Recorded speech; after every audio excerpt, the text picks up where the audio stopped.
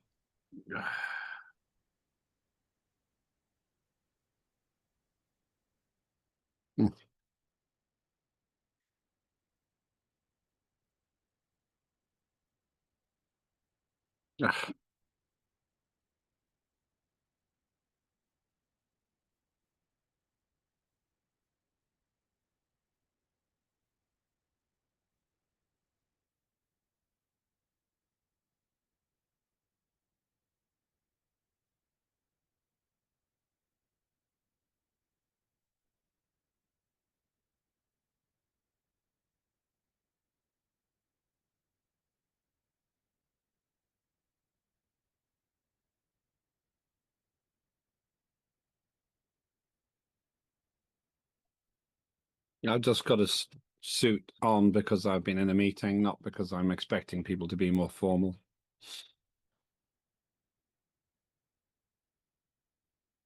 I start in 1 minute. Well, you look lovely, Lambert. Thanks. Thanks. You look spiffy. I'm telling I'm you. not sure what that means exactly, but I'm sure it's good. It is. Oh yeah, you don't know all them American slangs, do you? No, no. If Well, you wanted us, spiffy's a good word. if you wanted us to understand things like that, you shouldn't have left the union. Well, what can I say?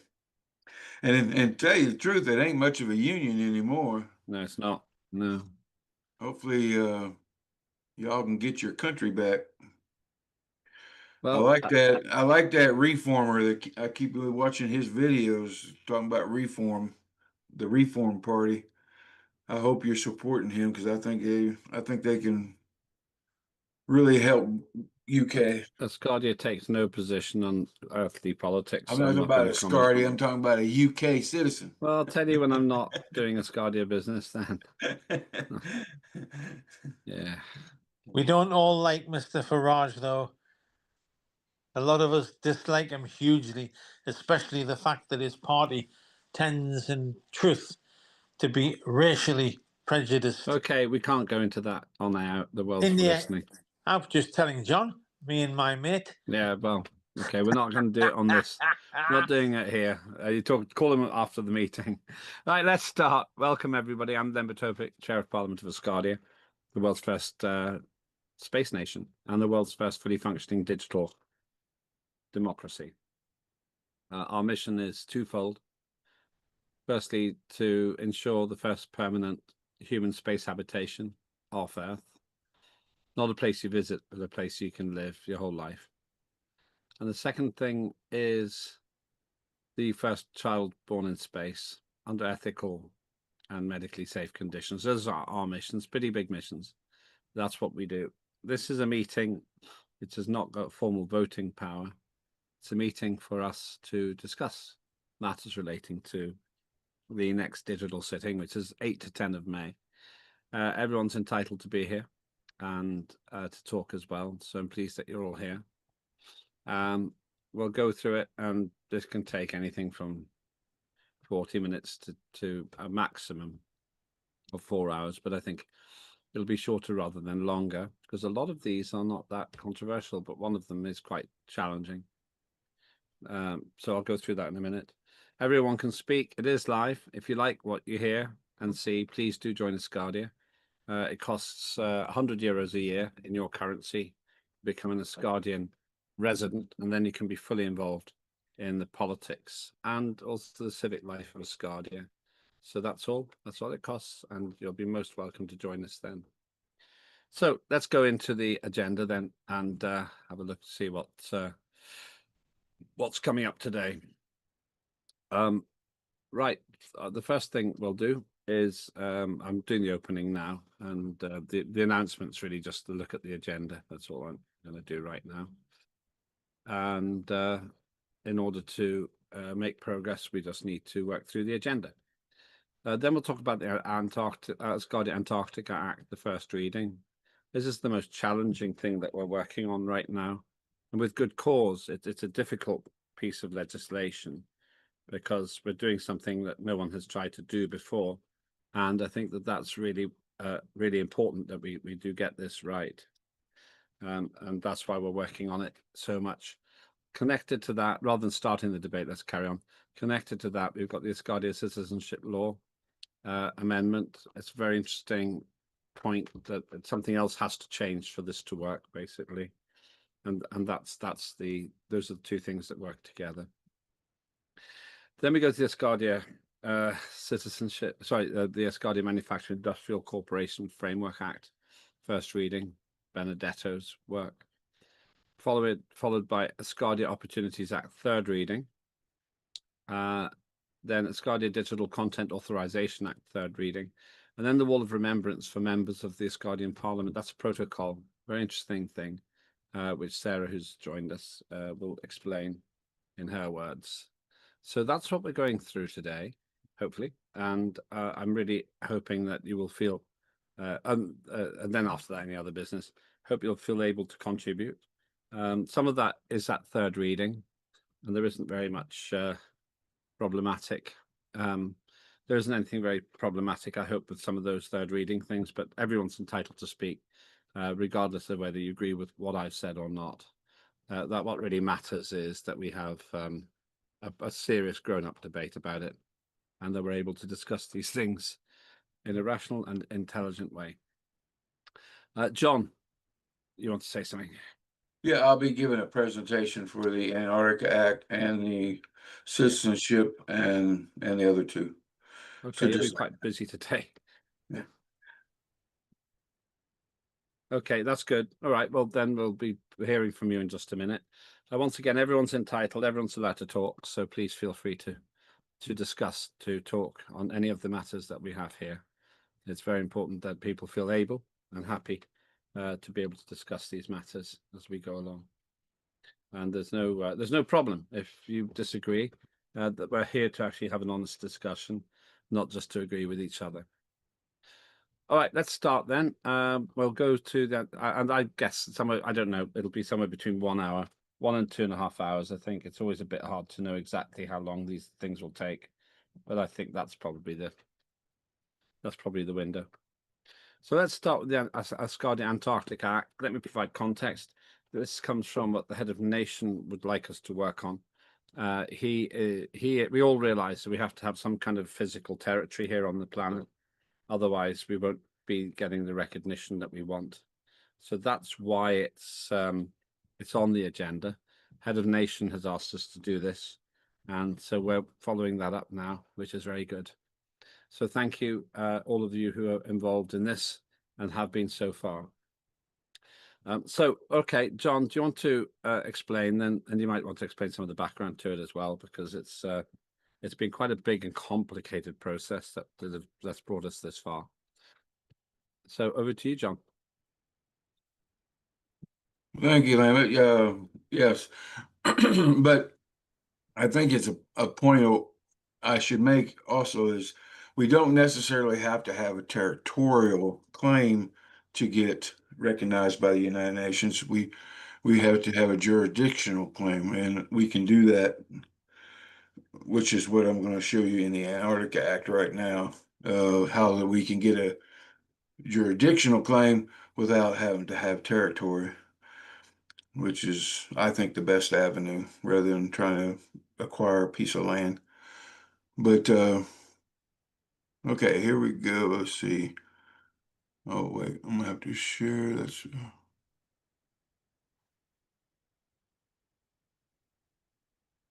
getting these different screens. Where's my share screen at? Surely you remember. Yeah, I'm looking at the thing here and it don't show it. Maybe I have to enlarge it. Hold on. Try that. Try enlarging. Oh, there it is. Yeah, I had it too small. It was covering up. All right.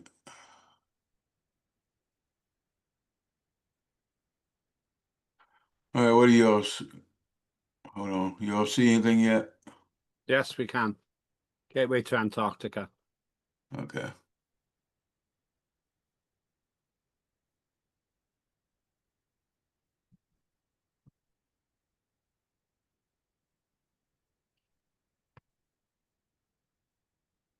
Okay, do you see the big picture? Yeah, we can.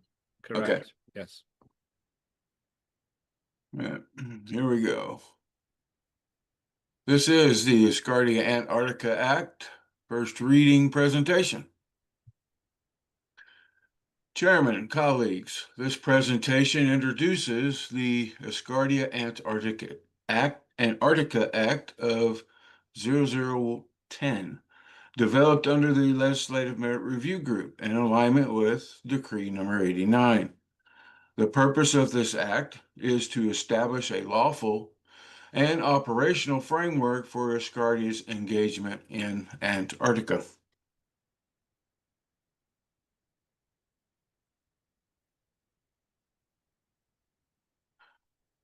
The official title is Asgardia Antarctica Act, and we shorten that to AAA. This is 0304-0010 edition, and this has been approved by the LMRG. And this purpose of this act, it serves as the primary legal and operational framework for Asgardia's activities in Antarctica.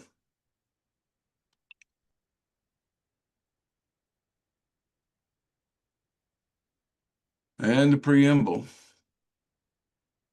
Recognizing Antarctica as a globally shared domain governed by international legal frameworks, affirming Asgardia's commitment to peaceful, scientific, and cooperative engagement,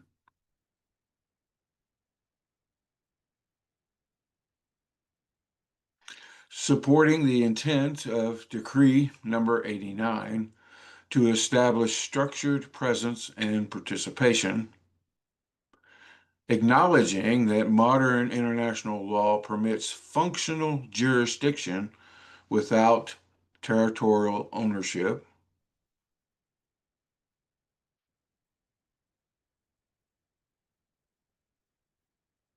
this act establishes a lawful, practical, and internationally aligned framework for Asgardia's engagement in Antarctica.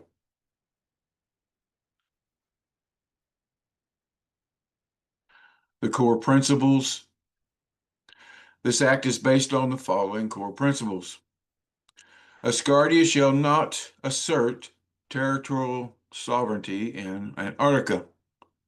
Engagement shall be lawful, peaceful, and cooperative. Jurisdiction shall be functional, not territorial. Activities shall support science, sustainability, and human advancement. Environmental protection shall be prioritized. International and national alignment shall guide all operations.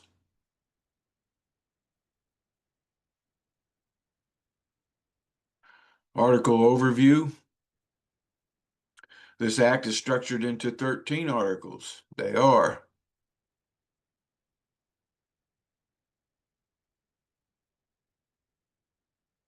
Article 1 is purpose. This article establishes the overall purpose of the act.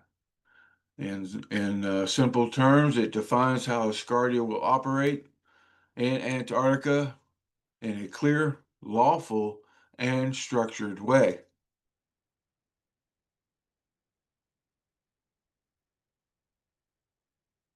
Article 2, Definitions. This article defines key terms used throughout the Act. In simple terms, it explains important concepts like participation zones, allocation units, and functional jurisdiction, so there is no confusion.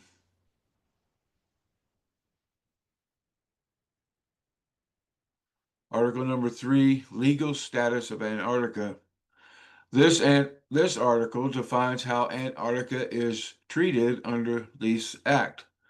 In simple terms, Antarctica is not owned by anyone. It is a shared environment, and everything we do there is non-territorial and coordinated through structured systems.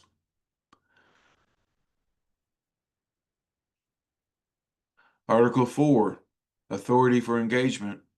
This article establishes what Asgardia is allowed to do in Antarctica. In simple terms, Asgardia can participate through science, operations, environmental work, and cooperation with others.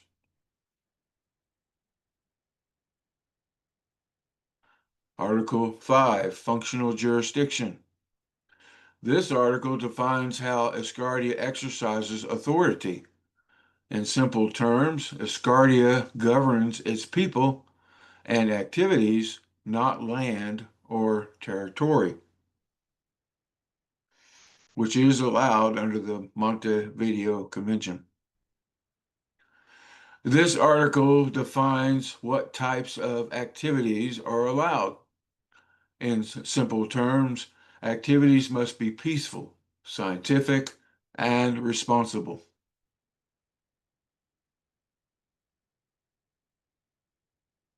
Article 7.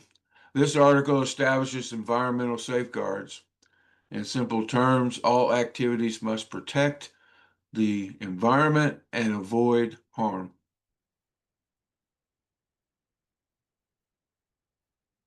Article 8, International Alignment and Cooperation. This article establishes how Asgardia works with others. In simple terms, we cooperate, share information, and work alongside other actors in Antarctica. Article 9, Research Allocation Framework. This article establishes the core participation system. In simple terms, this is the heart of the Act. It creates structured systems, zones, units, and contribution areas that allow citizens to participate without owning land. Now, this one's so important, I have another slide to try to help you understand how this works exactly. And so I'll try to explain it the best way I can. Okay, here is how it satisfied decree number 89.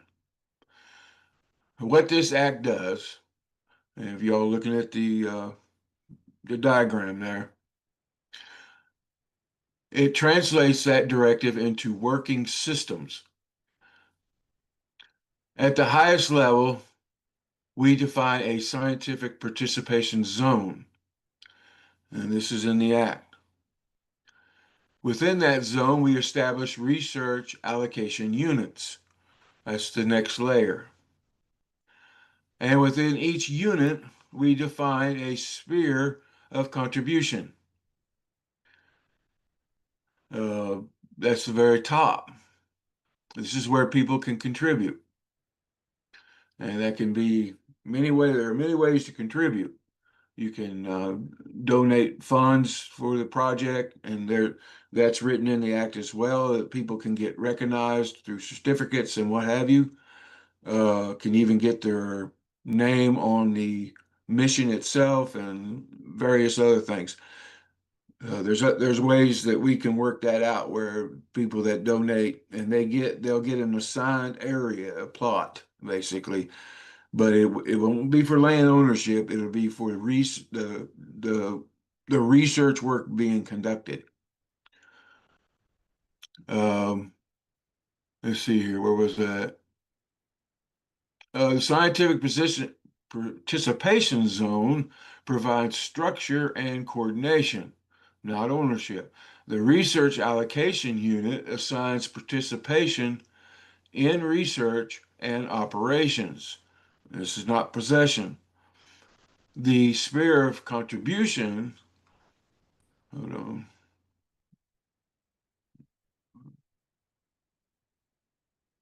The sphere of contribution defines where an individual contributes time, money, and resources, not land rights. This act introduces mechanisms that formally recognize participation. Contributors can receive official acknowledgments, including certificates and attribution in research or program records. This recognition reflects contribution and involvement, not ownership, not territorial rights, and not property. And this is a viable way to get recognized as a nation through the Montevideo Convention. And I can guarantee that statement. No matter what else you hear, that statement is true. Of course, it requires other steps. There has to be somebody go in and negotiate and stuff like that. But this is one avenue that can do that. All right.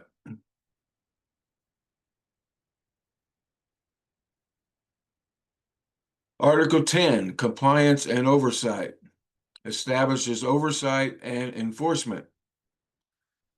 In simple terms, all activities are monitored, approved, and held accountable.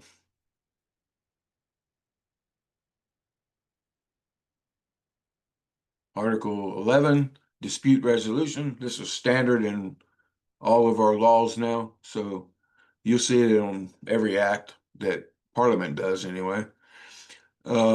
This article defines how conflicts are handled. Disputes are resolved through alternative resolution mechanisms. First and foremost, like mediation, and then through the judiciary if needed.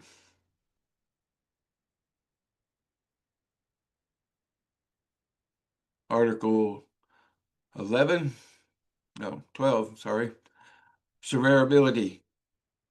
This article protects the integrity of the act.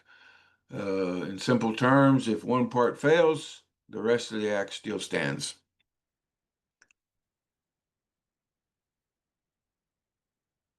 And that'll probably be standard also from now on. Okay, this is Article 13. Sorry, that was Article 12. Article 13, entry into force and implementation. This article defines when the act becomes active. And this is, we have this in almost every act that we have, just about. It's standard. The act takes effect after the third reading, which everybody knows. approval from Parliament, and then decreed by the head of nation.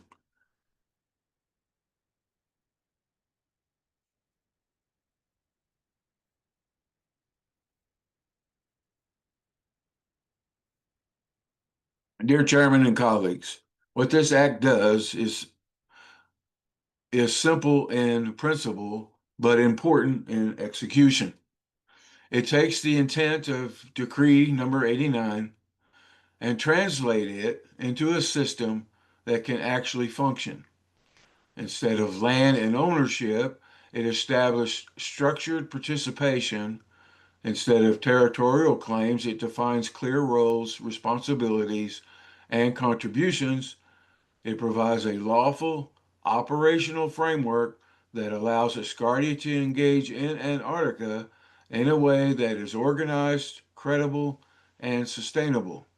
It connects policy to action and aligns with the new Citizenship Alignment Act and international law, along with the rest of Asgardia's laws that have been passed thus far, including the Constitution. And it ensures that what we build is not only aligned in principle, but workable in practice. With that, I will conclude the presentation and open the floor for any questions or discussion. Thank you very much, John. First question, and this is the fundamental one. This is what head of nation would probably ask. If we don't own territory, how do we fulfill the terms of the Montevideo Convention? Now, I heard what you said, but the response could be the United Nations could say, no, if they don't actually have physical territory they can stand on Earth, then it doesn't count. They could literally No, say that's that. not true. That's not true. That is a misconception of the Montevideo Convention. And and if you go and you look at it, because there's some, not nations, but some people have already done it. You can get the terms if you what they call a functional jurisdiction. And what that is you're not showing that you own land, you're showing that you can manage your nation over a piece of land. Okay, and they will allow that as that you can govern. If you can show them that you can govern a piece of land over a piece of land, if you can govern over it, right, and it works, then they count that as just like if you were owning a piece of land. Okay, and they will treat it the same way. Because if you read the wording in the Montevideo Convention, it does not say you have to have territory. That is the way the wording is. It does not directly mean that. And then we've already got nations that have already done what I've showed you here, and they have been recognized because of that. Not nations, but other NGOs and what have you. They've gotten recognition for the same purpose, the purpose that they were trying to get the recognition from. And that's what Asgardia wants, the recognition so they can become a member of the United Nations. That's the whole reason why we're doing this.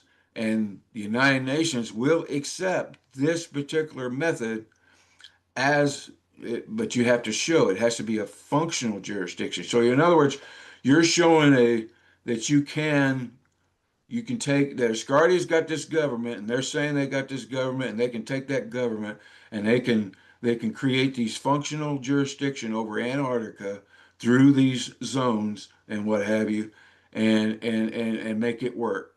And if we can prove that we can make it work, and we have to do it through globally illegal accessible way, and that is through international help. And believe it or not, great UK is a great place to start because they have deep ties to Antarctica, and we can join up with them. We can partner with them. We can get a MOU with UK, and I'm sure that we've got enough people like yourself that live in UK that can get those connections, and uh, and that's a good start. That's almost a guarantee. If you go through a university, it's almost a guarantee start.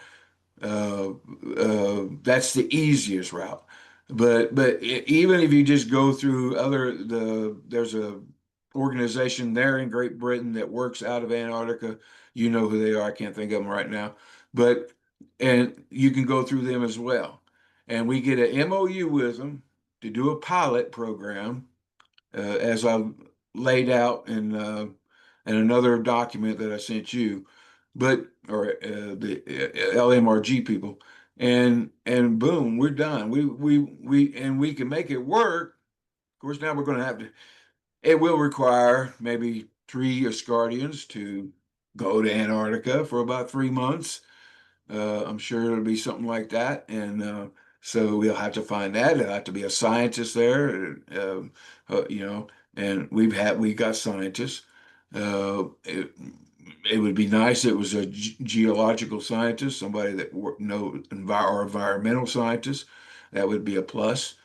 And I don't know if we have those, but we might. So, well, that's the area that we would have to work in, and then we'd have to have operations officer, somebody to that's familiar, you know, with both politics and uh, uh, the travel and all that other stuff. So, you know, we could probably get away with just 2 people, but uh, and you know, and that's something that the Minister of Foreign Affairs would probably have to set up, or somebody in Asgardia, up in the government. The government would have to do that. We couldn't in Parliament. That's not our job.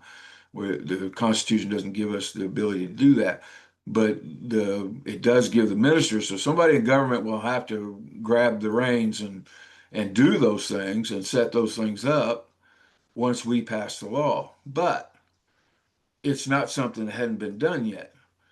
It has been done, and so they can go to the United Nations or whoever they need to go to, and some of these other NGOs that have done it, and get advice if they have to. But um, I wrote up a good practical exercise that will work. That, you know, and from the research that I've done, and they can use that and just go by it, because that's good work. That's not just something I threw together. That's I put a lot of work into that document. So, but anyway, that yeah, and I understand the way people have misconceived the way the Monte Cristo reads, but that is not. It is allowed, because the way the language is.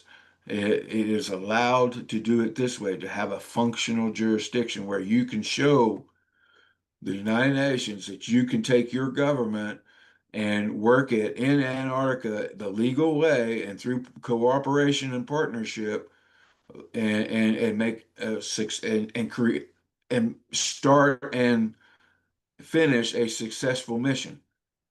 It And says that in the Montevideo Convention, Article 1, the state should possess the following qualifications: a defined territory. How would you respond to somebody who says that you have to have a defined territory, which is actually belonging a to you? defined territory, they're saying a functional jurisdiction is a defined territory. And that people have used that functional jurisdiction as a defined territory. That satisfies with the defined territory, a functional jurisdiction. And the territory does not necessarily have to be dirt. It doesn't say that it has to be dirt, earth. It says a defined territory, and a functional jurisdiction is considered a defined territory legally. So because there have been other groups that have used, and that's the way they did it, is that through a functional jurisdiction. Let's talk to Peter. Peter?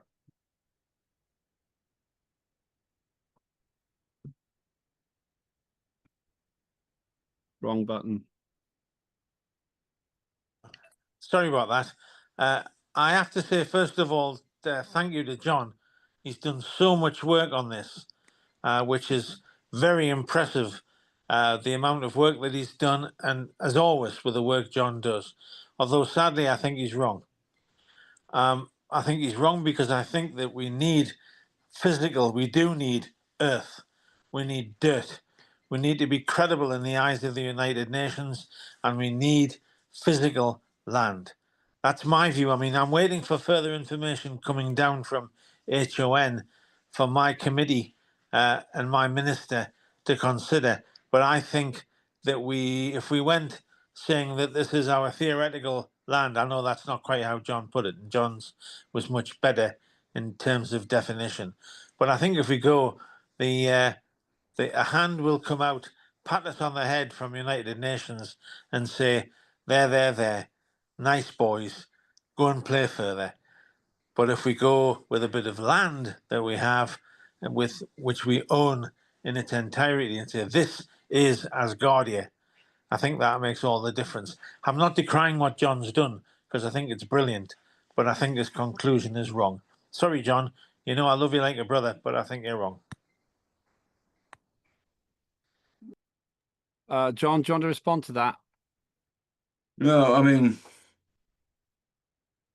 just that, he's entitled to his opinion. I understand, and that's because everybody's believed a certain route for so long, and it's hard to get people to change their views on stuff like that. But if you dig deep into the international law, you will see that you can use a functional jurisdiction as defined territory. It requires some negotiations and what have you through the United Nations, but a skilled diplomat would have no problem doing those things. And but it does give us recognition with United Nations, and can get us eventually, if we do it enough, it can get us our statehood. So I've done my research on this. It does, this is a legal avenue. Otherwise, there's no avenues you can take, period, in Antarctica. You cannot sell land. You can't even hint that you sell land. If you do, you're committing fraud. If you do it over the internet, you're committing wire fraud. And anybody that's connected to you can all go down for wire fraud. Here in the United States, if we even hint towards selling a piece of land in Antarctica, I guarantee that I won't be a part of it, because the United States government will come, or somebody will come put handcuffs on me and take me to prison. And I don't want that to happen. And that's the truth. I'm being serious here. I'm tired of people saying this and saying that, and nobody's saying anything that's lawful. And that's the one thing that we have to remain within, is the lawful jurisdiction of the international community. We got no choice on that matter. I don't care who we are. And we're and Antarctica's off limits, period. The only way you're going to get in Antarctica is through this functional jurisdiction. And there is not any land on the planet Earth that an Asgardia can own, and I'm just being real here, that Asgardia can own. I don't care if it's even like, if I try to give you land, my property, I can't do that. You cannot claim sovereignty on that property, because to do that, you have to go through the United States government. The governments of those lands take care of sovereignty. I own a piece of the land, yes, but my I don't have sovereignty rights over my property. My United States government does, and that's sent down through the states and then down to me. We all think we own a piece of land, but we really don't. The government really owns it, because if you don't pay taxes on it, you lose the land. But the and I don't know if that's the way in UK, but I know that's the way here in the United States. But the thing is there is a little piece over there in Sudan, whatever, and that's under dispute, and it's also considered Badlands. So it would probably get us killed if we go down in there. It'd be like worse than the old Wild West. But we'd have to get both of those countries to sign an agreement to let us own that land, and I don't see how that's going to happen. So The only this right here is our only legal viable option. Um, uh, that that's doable. Period. I mean, and we could have it done in 5 months. I don't know when the anniversary is. I think it's October. We could have an agreement signed before October, and actually have the pilot plan in place and getting ready to execute. And that would be a huge win for Asgardia, a huge win, you know. And we're just talking maybe two people that can actually go to Antarctica, and of course we'll have to get government involved. They're going to have to do the legwork, but uh, that's what they're there for. So, but and this would be a huge win for Asgardia, a huge win, and it would get us a whole lot closer to being recognized as a nation than anything else that we're doing currently. And I just don't think that pursuing land of any kind is going to get us anywhere. We're not going to do it. You're not going to own. There is no territory to own on the planet Earth anywhere, according to United Nations. It's all tied up in treaties and uh, dispute orders and whatever. Any piece that's even questionable, it's all tied up. And then Antarctica itself is off limits. The international community has said that's off limits. There ain't nobody getting in there. They have complete control over that area. And the only way you get in is through the process that they have in place. And that's what this act does. This act gets us in Antarctica. It solves the dilemma of the Decree 89. It gets us recognized as a nation through the United Nations, or a small recognition, or at first, but it can work up to a bigger one and eventually get us our statehood.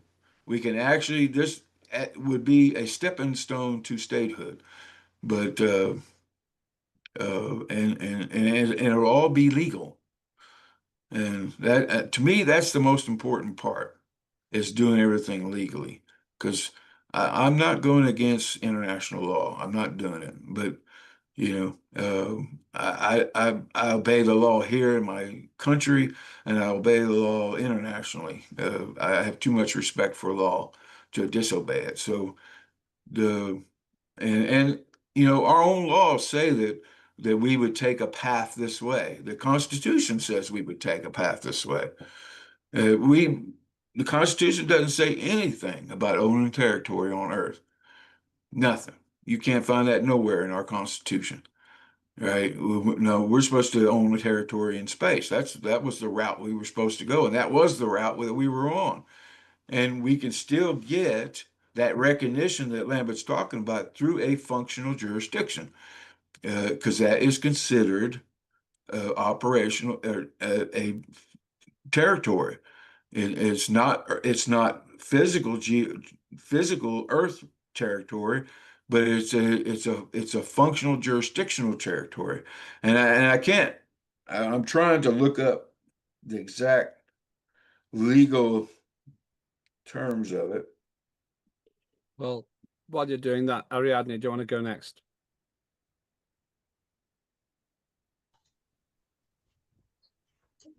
Thank you very much. Well, as you know, from places from Latin America, Colombia, Brazil, Chile, Ecuador, Mexico, Paraguay, Uruguay, and Venezuela signed the Montevideo Treaty.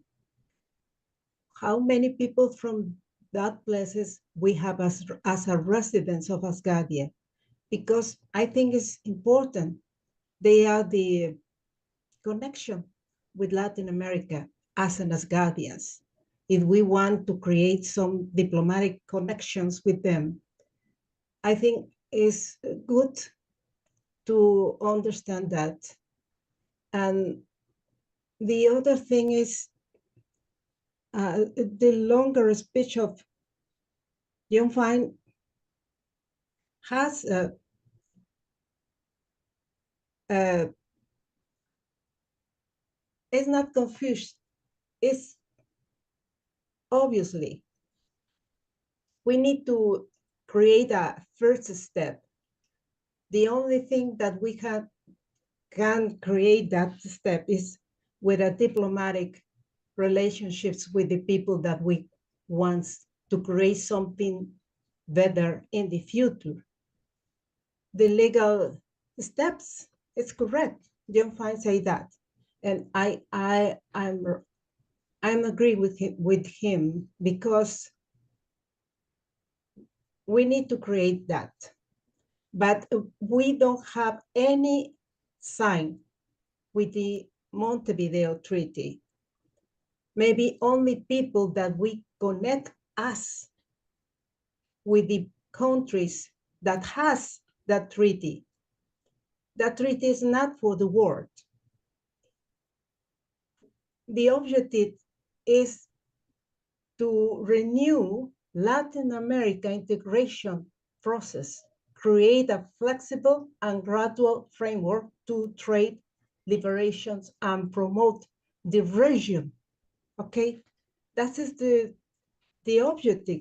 That is the goal of the Montevideo Treaty. It's not an international treaty, it's a Latin America treaty. And in that context, it's correct. If we want to create something, it's the same.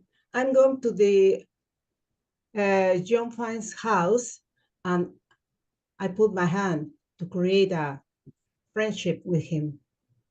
And I need to respect the home because I'm a visit.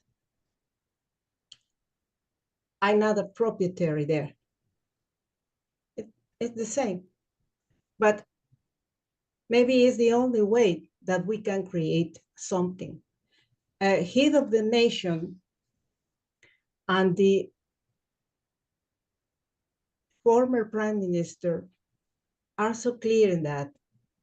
I recall in Slack something about the construction of the place for research, science research in Antarctica that former prime minister presents in Dubai. It's analog to the interconnection, functional things. It's not a structure. It's not a physical structure only. It's the interconnection with the others. And I understand that so clearly. And well, we need to put hands on that. That's all. Thank you. Thank you. I understand the point you're making. I tend to agree with Peter, Ariad, and John, but let me ask if anybody else wants to make any comment on this. Otherwise, I'll let John come back now. I do want to come back on that. It says, okay, these are the United Nations have through modernly accepted forms of non-traditional jurisdiction. For example, you got ships and aircrafts, flag state jurisdiction, embassies, non-sovereign territory but controlled spaces, Antarctica research stations, which is what this act does. The jurisdiction without sovereignty, outer space activities, which is what we're trying to get to, is jurisdiction over objects, personnel, and not land. All right, United Nations have already started through accepting these as modern forms of jurisdiction, as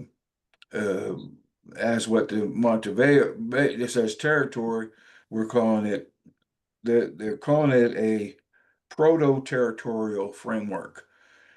It's not territory itself, but it's a legally structured system of jurisdiction tied to a defined activity, location, or agreements with existing international law. It's a proto-territorial framework.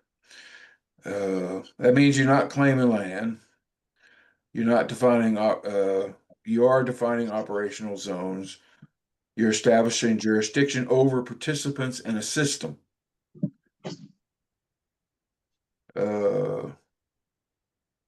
Okay. And this is something the United Nations has been accepting as a way to show not necessarily territory, but they have recognized and right now we're not even a nation anyway because we're still currently a non-governmental organization. So anything we do, we'll have to do it under the NGO. We can't do it as a nation because we can't do anything under a nation until we're recognized as a nation by the international community. Right now, the international community is not going to accept Asgardia as a nation, regardless if we accept ourselves as a nation. They will accept us as an NGO. So anything we do, we're going to have to do under the NGO. That's if they're still keeping that active and legal. But to get recognized to do it as a nation as we are right now, it's not possible because we're not recognized as a nation.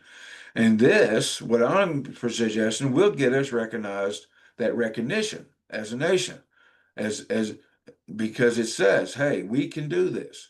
We can operate. We have a nation and it can operate. But we have to show that. We can't just say that.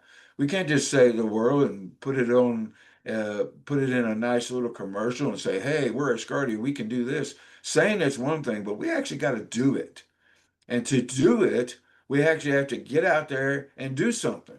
And that's what this act does. It gets us out there and does something with the international community, gets us that one step closer to statehood. And we do this enough, then our negotiators can go in, our diplomats, and talk with the United Nations and negotiate a deal and get us in as a nation. It may be there may be some stipulations to it and what have you, but it's very doable. But if we just go try to stick our flag somewhere without even involving the international community, well, we're going to be a laughing stock of the international community, and eventually, when they catch wind of it, it's not going to be pretty for us. But because there have been those, even if we do it in Antarctica, if we do it outside Antarctica, it'll still not be pretty. But if we do it in Antarctica, it will definitely not be pretty because there have been those who've tried, and it ended miserably for them in the past. So I don't see that as a viable option. But doing it this way is. It's legal and it's viable, and it gets us what we want, and it gives us the win that we want. It gives us the recognition that we want. Everything, it gives us everything that we want. Not maybe right away. It won't happen tomorrow, but it will happen, and a lot faster than anything else, I think. But anyway, that's all I have. Ricky, then Sarah. Yeah, I posted something there in comment. It's about crown tenure, where land is granted, can be held in perpetuity, and there's a few places in Canada. I don't know about England or if any of the other Commonwealth participate in that, but that might be a venue to look at. I don't know. It would be interesting if it could be done, but all in all, I agree with John. We're not going to be able to actually own anything in Antarctica. You can do the research down there, things like that, have basically a scientific cooperative, I guess you could call it, and research and such. But outright ownership, no, it's not going to happen. I hate to say it, but that's the way I see it. I think there's other avenues that maybe we could go along and try, like the one I mentioned with the Crown title grant So, kick that around, see what you get off of that one. Oh, thank you. Let's go to Sarah next.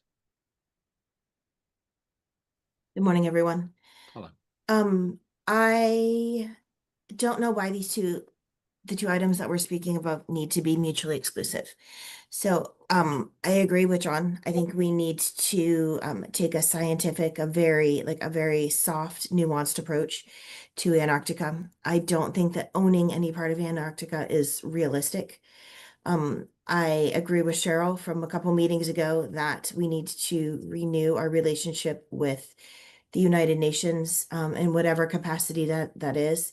And I also agree with Peter, because if we can negotiate with a country and actually have land, then all of this is for naught, right? Then John's right, and then Peter's right. I think the sticking point is that we're told that we have to find the solution in Antarctica, and if we need a lawful solution in Antarctica, I think John's is the way to go. I think that we have one of the most amazing ministers in Mr. Nigel Evans, and I think that we should encourage or support government in any way possible to ensure that negotiations continue with other countries for actual territory or actual lands. My 2 cents. Yeah, that's another possibility. We go somewhere where we can own land. I still think that's a very seriously promising option.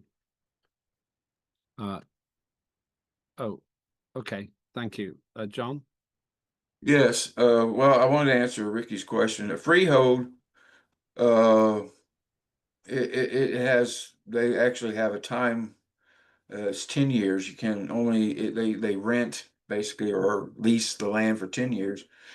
Even the owner of a freehold property does not have sovereignty rights. Sovereignty rights is not transferable when you get property. And that goes in every country. This is an international law.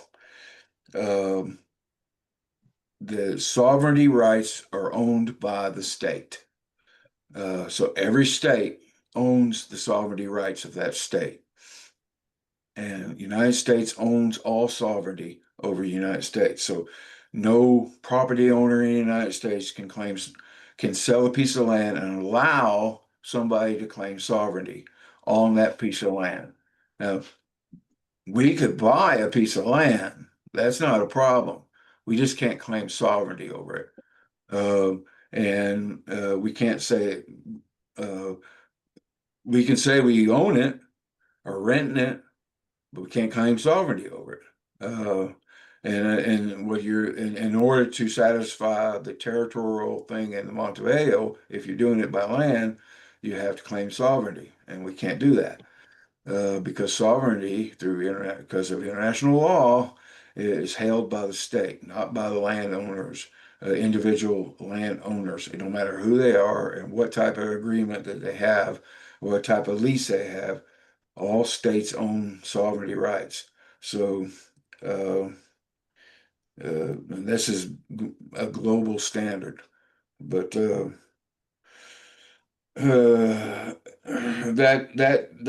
what Ricky's talking about, it gives you use rights. You can build, operate, and do research.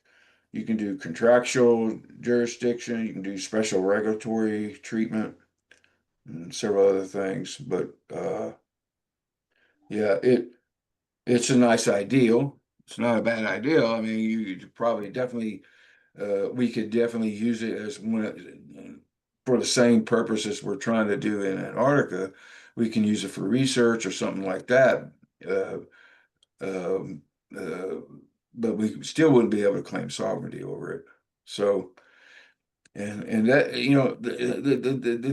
that's the key to this whole thing, is that we're trying to claim sovereignty, and that is just not there. There's no avenue on the earth that you can go and claim sovereignty anymore. It just doesn't exist. There, back in the old days, yes, right? Not unless we raise a $2 million man army and get a lot of and just go in and take a piece of land, but even that won't be recognized by the international community. We still won't get recognized as a nation just because we took the property. You can't even do that anymore. You know, the days of people going in claiming land are over. And that's what people are not understanding. The way international law works today, there is no land that we can go in and claim. It just doesn't exist. You can look in all everywhere avenue, and I can tell you if you send that to me, I can show you how in international law it won't happen. But you know, I've been studying this for the last 6 years, so and I'm not saying I'm smarter than anybody or anything like that, but I'm just saying that's all I've been studying for the last 6 years. So I've been reading it, reading it, and the international law is a whole lot different animal today than it was 100 years ago, 50 years ago. You know, a lot of changes have been done. And so, and the law that we'll have to abide by is what going on right now. So, and and that's there's no way around that. But anyway, I hope you all support the Antarctica Act. This is a viable solution that will eventually get us that statehood that we're looking for. And yes, mind you, there's still variables in there that I cannot answer at this point because those variables are going to have to be done by people outside of me, outside of Parliament, and they'll have complete control of those variables. But we'll at least give them a tool in which they can do that. Because right now we don't have it. Right now we don't even have a tool for them to do anything. And this right here will give them that tool, and it satisfies Decree 89. And so that won't be hanging over our heads to you know, it legally satisfies Decree 89. Even though we don't have physical territory, it still satisfies Decree 89, but and just in a different way. But anyway, that's all I have. I'm sorry. Well, let me just go to Ricky. Ricky. Yeah, I know you're talking about international law now, but if a country on its own decides to grant free and clear, no issues, let's say 10 square miles, you could be smack in the desert for all that matters. If they do that, then would they be breaking international law for giving No, up a no, they piece of won't. worthless land, No, they won't. I mean, or yes, what they consider you worthless? can sign a MOU or a treaty with a country and get a piece of land if they give it up, and they can give sovereignty rights over that. It is legal, yes, but Okay, the likelihood of that happening is very low because well, most I don't countries know. won't give up their Wait a minute, John. sovereignty. Considering what Asgardia has to offer to the space industry and the space community and education and all, a country that values those things may be willing to do that. That'd be You know, great. it's I just mean, that'd be great. I'm not. I'm all for that if we can find because, and this act actually kind of gets us out there in the open. It gives us visibility to make stuff like what you're talking about happen because right now we don't have any visibility. You well, know, outside our own little community, there's really not many people talking about Asgardia. So, but in this way, we're getting visibility and we're getting good visibility. We're getting visibility by the international community. Then those diplomats that we have doing this can go and start making those deals like you're talking about, seeing if they can get a country to give up. And that, I'm going to tell you, Ricky, that'll be a really hard thing to do because most countries well, will yeah, it's going to not be give up. hard. of course it's going to be hard, Yeah. but when you're trying to do something like that, some people might disagree with this, but you got to say, okay, this is what, this is what we're trying to do. This is what we bring to the table in order to help your programs, help your education system, medical system, whatever. You got to be willing to put out there basically what you're offering in exchange for 5 mile by 5 mile, 10 mile by 10 mile piece of what they consider not really worth anything territory. There's other things that would be involved. You'd also have to make sure that you have mineral right, and because if they grant you sovereignty, basically you have the mineral rights for that property. But yeah, you got to be able to say, okay, this is what we're offering. Okay. For this. We've covered that. And that's all I got to say on it. It's a good idea. It's going to be really, really hard. I think however we do this is going to be hard. I'm not sure we'll resolve it today, but we have to make sure that we know everybody has had a chance to talk about it. John, let's go to the next item because it's on the same subject. And the next item is Asgardia Citizenship Law Amendment. Now, I have to say that what we decide here, I'll put up the line to the head of the nation because he's very personally involved in this, all of this. So I'm hearing what you're saying, and I will try and present your views so that we get feedback from head of nation as well. But John, back to you. Okay. I got another presentation, of course. No problem.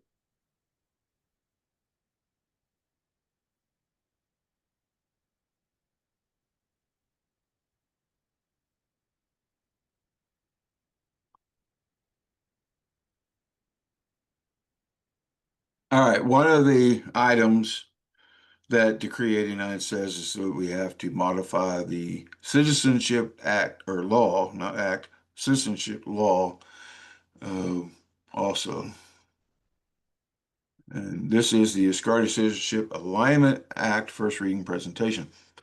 Dear Chairman and colleagues, this presentation introduces the Asgardia Citizenship Alignment Act for non-territorial domains developed under the Legislative Merit Review Group in alignment with Decree number 89. The purpose of this act is to provide a lawful and operational framework that connects citizenship with structured participation in environments such as Antarctica. And it's a really small act. There's not much to it, but it's a requirement of Decree 89. The full title, of course, is the Asgardia Citizenship Alignment Act for Non-Territorial Domains. And it's the same edition as the other one. The purpose is the implementation of Decree 89. And this act is to be read in conjunction with the Citizenship Law of 2018 and is fully aligned with the Asgardia Antarctica Act, AAA Act.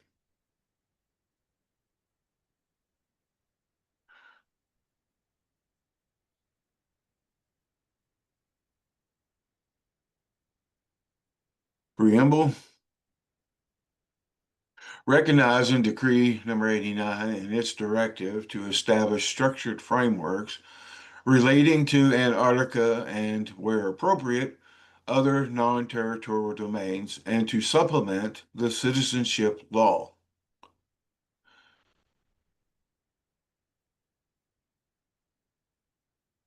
Acknowledging that Antarctica and certain other non-territorial domains may be governed by legal and operational frameworks that restrict territorial sovereignty and private ownership.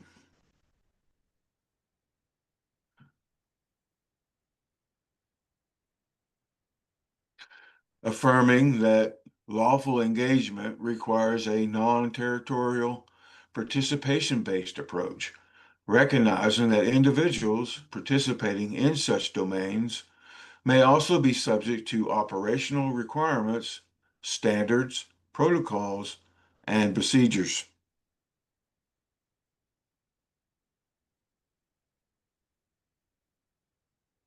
This act establishes alignment between the citizenship law and applicable domain-specific frameworks, including the Asgardia Antarctica Act, to ensure legal consistency and operational viability.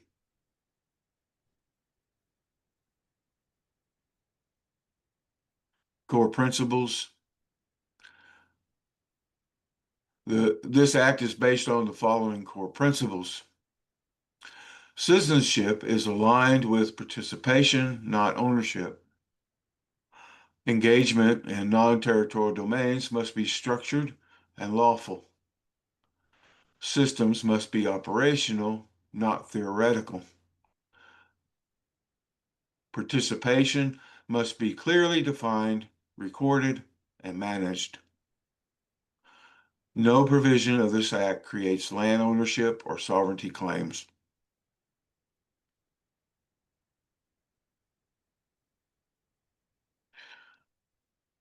This act is structured into 8 articles. They are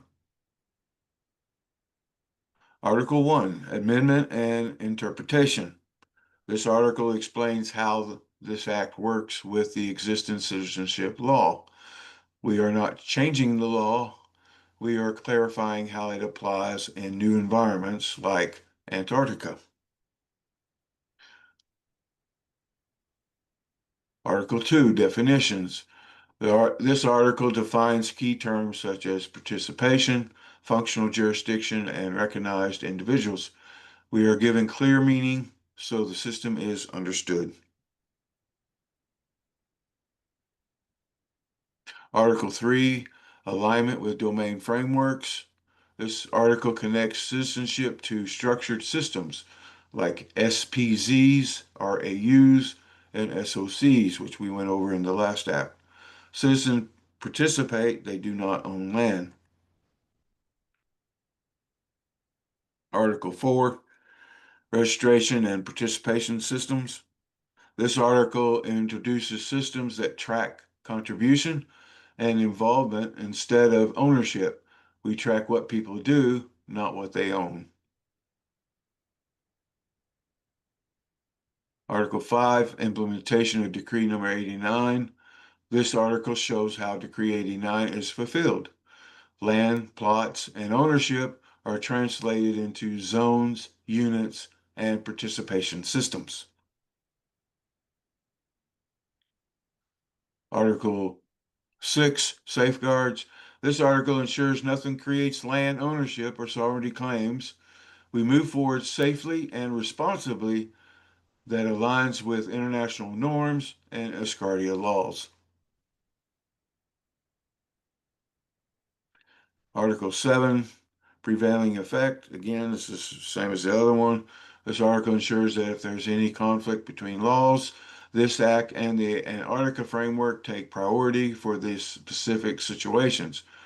This act sets the rules for how these environments are handled. Article 8, same as the other one, Entry into Force, explains when the act becomes active after Parliament approval and decree. Closing summary. This act transforms Decree 89 into a functional system. Instead of ownership, we create participation. Instead of claims, we create structured engagement. This allows Asgardia to move forward with clarity and purpose. And that's it. Thanks, John.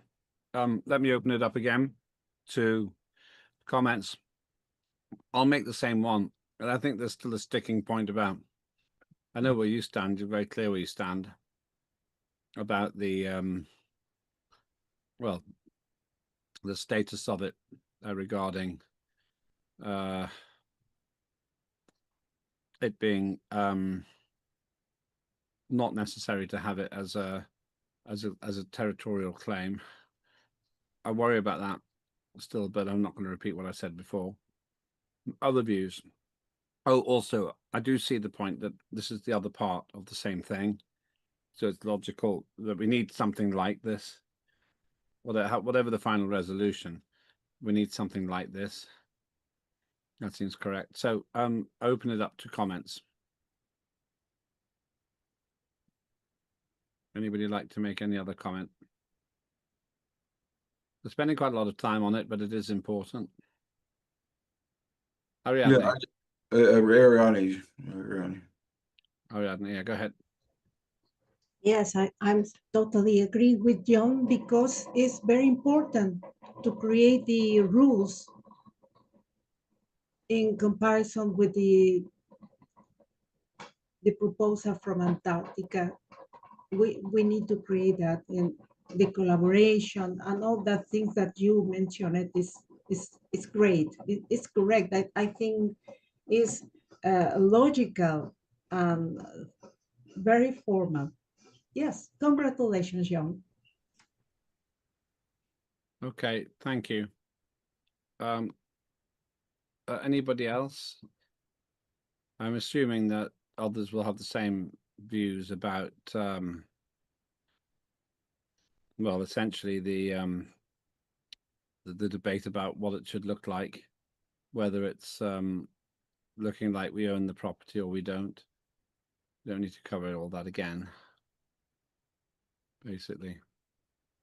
Yeah, well, I mean, I want to say this. I wish, because I have exhaustively researched this over and over and over. I know. And I wish there was a viable option of land ownership that would actually create sovereignty, and there isn't. Uh, I keep hitting brick walls. Out of all the scenarios that I've tried, they all ended in disaster.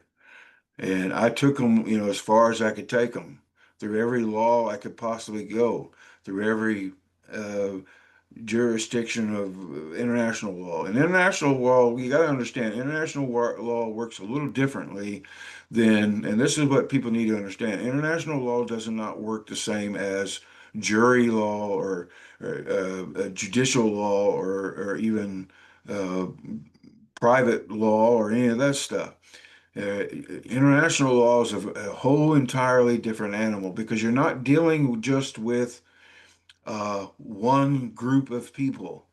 You're dealing with an entire globe of people, right? All with different aspirations, all with different uh, wants and needs and what have you. So, and you got some of those people are what are considered the main actors of international law. You got people like the United States, Russia, France, China, etc. Those are like the big boys on on the big table, right? They get the big table, the adult table, you could say.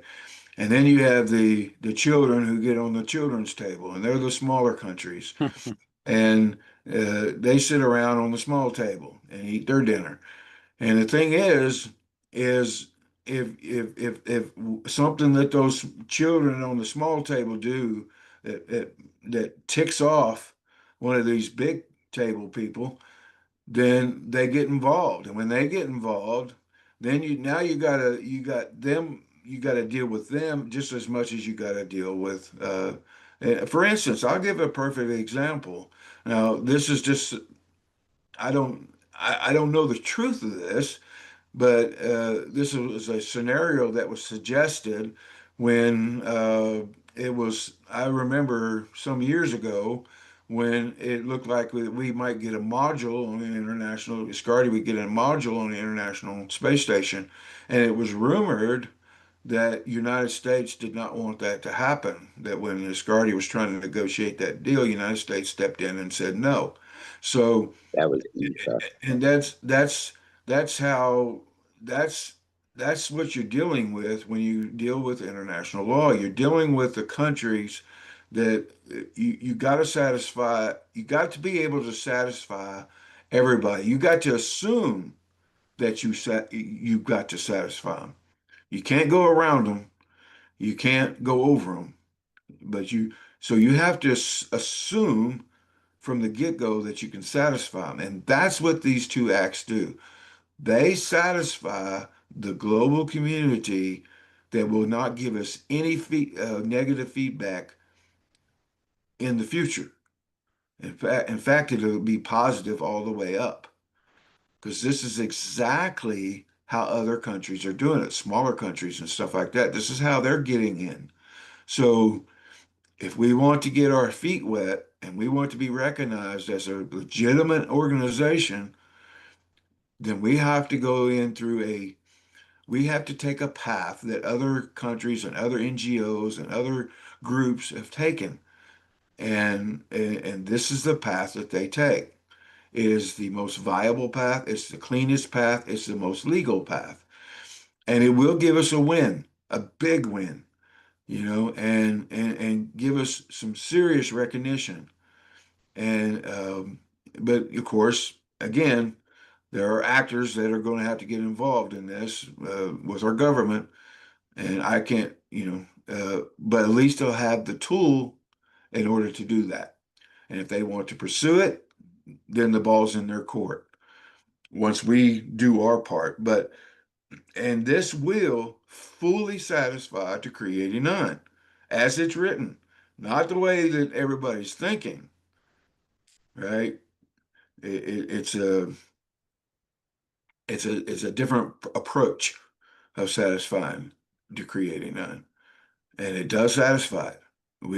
Because to create a nine is not specific on how we satisfy it. It just says it wants this, this, and this, and we're giving them that, that, and that, just in a different way. So, and that's, to me, that's just as important, and it also gives us the recognition that we need as a nation. It actually puts us on the map, and we need that. We need that more than anything. But it's like I was telling you earlier, steps in a ladder. You can't. What basically what you're saying, Chairman, is that you want to go from the bottom of the ladder to the top of the ladder without stepping on any of the runs in between. And to have a piece of land, to own a piece of land and call it and say we're sovereign over that land. That's the top of the ladder. But if we want to get to the top of that ladder, we're going to have to walk, we're going to have to step the rest of those runs of that ladder. We're going to have to, and this here is one of those runs, and it'll get us about halfway up that ladder. And then our negotiators and our diplomats can get us the rest of the way. But at least they'll have an instrument in which to do that, because right now we don't even have that. So, and this is a viable plan to get us to that, at least halfway there. And, and because eventually we want to move out into space. And to do that, we have to get recognized. We have to get recognized. And right now, nobody recognizes us. Nobody knows that Asgardia exists. Nobody in the international community. I guarantee you can walk in the United Nations right now and ask some of the top people and ask them if they know who Asgardia is, and they probably ain't got a clue who you're talking about. But and that's important. But at least this gets us that recognition. And gets people talking about us and gets people in a positive way. Well, do you hear what Asgardia did? They did this experiment in Antarctica, and it was very successful, and they found all these things, and that's the kind of recognition we need. And so, anyway, I'm going to say my piece. So. we remain with a difference of view on these ones at this point, but we're not going to fix it by simply repeating what we're saying. So let's accept that there's a difference of view. Any questions about what John has said? Or any further comments without repeating what we've said? Okay, thank you. We'll see what Head of Nation thinks about this as well. We can take it from there. What matters is that we get a result of some sort. And that's really what we're all working towards at the moment on this one. So thank you, John. Thanks for your clarity of thought on it. I can't say I'm right. I just worry about it. So, okay, let's move on. The next one is Asgardia Manufacturing and Industrial Corporation Framework Act, first reading. Benedetta Professo. Now, I'm just checking. Which two are the other two that you're doing, John?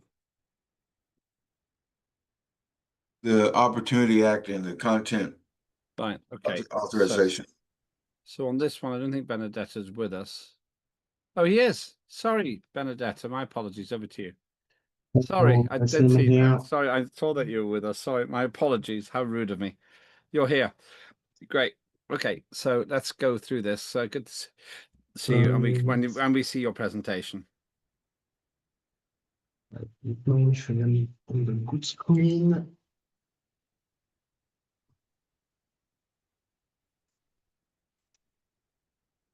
Okay, better now. Normally, you have my presentation. You can see it. Yeah. So, hello everyone, and yes, this is the first act I think from the Manufacturing Committee. This is the Manufacturing and Industrial Corporation Framework Act. So, a little word to start. Honorable colleagues, this proposal is intentionally a framework act. It creates no bureaucracy, no cost burden, and no immediate regulatory system. Asgardia already speaks about space development, innovation, trade, and institution.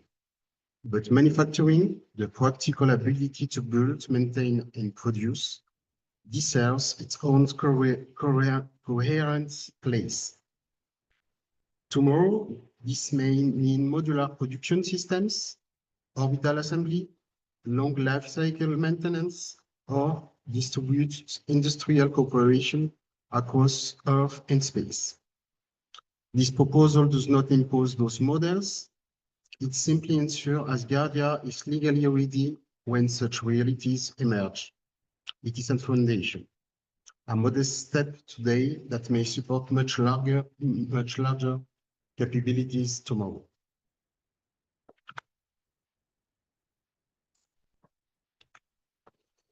So, preamble, recognizing that manufacturing constitutes a strategic enabler for long-term civilizational development and acknowledging its foundational role in supporting sustainable space-based and terrestrial economies, affirming Asgardia's commitment to the peaceful use of outer space, international cooperation, and responsible development as reflected in the Outer Space Treaty.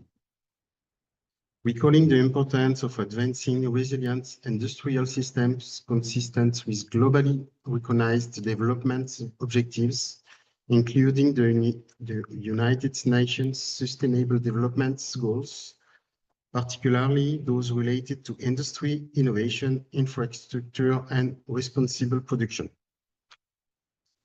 Recognizing the emerging role of space-based manufacturing, in-situ resource utilization, the ISUL, and distributed production system as critical components of future space development. Acknowledging that the need for a coherent legal and institutional framework to guide manufacturing industrial cooperation and technological advancements within Asgardia. Further recognizing the relevance of existing Asgardian legal instruments, including but not limited to the Space Activity Act, the Asgardia Corporation and Enterprises Act, the E-Commerce Act, the Digital Properties Act, and related trade, commerce, intellectual property, and consumer protection frameworks. This act establishes a forward-looking, non-prescriptive framework intended to guide the development of manufacturing and industrial cooperation within Asgardia, while enabling the future legislative, regulatory, and operational refinements. Core principle. Manufacturing is a strategic enabler of Asgardia's long-term development. Manufacturing-related efforts shall support peaceful space development and responsible progress. Industrial cooperation is encouraged across terrestrial and space-based actors consistent with Asgardia law and international obligations.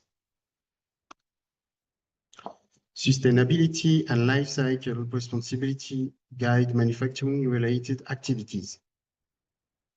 This framework is evolutionary and non-prescriptive, enabling future legislative developments.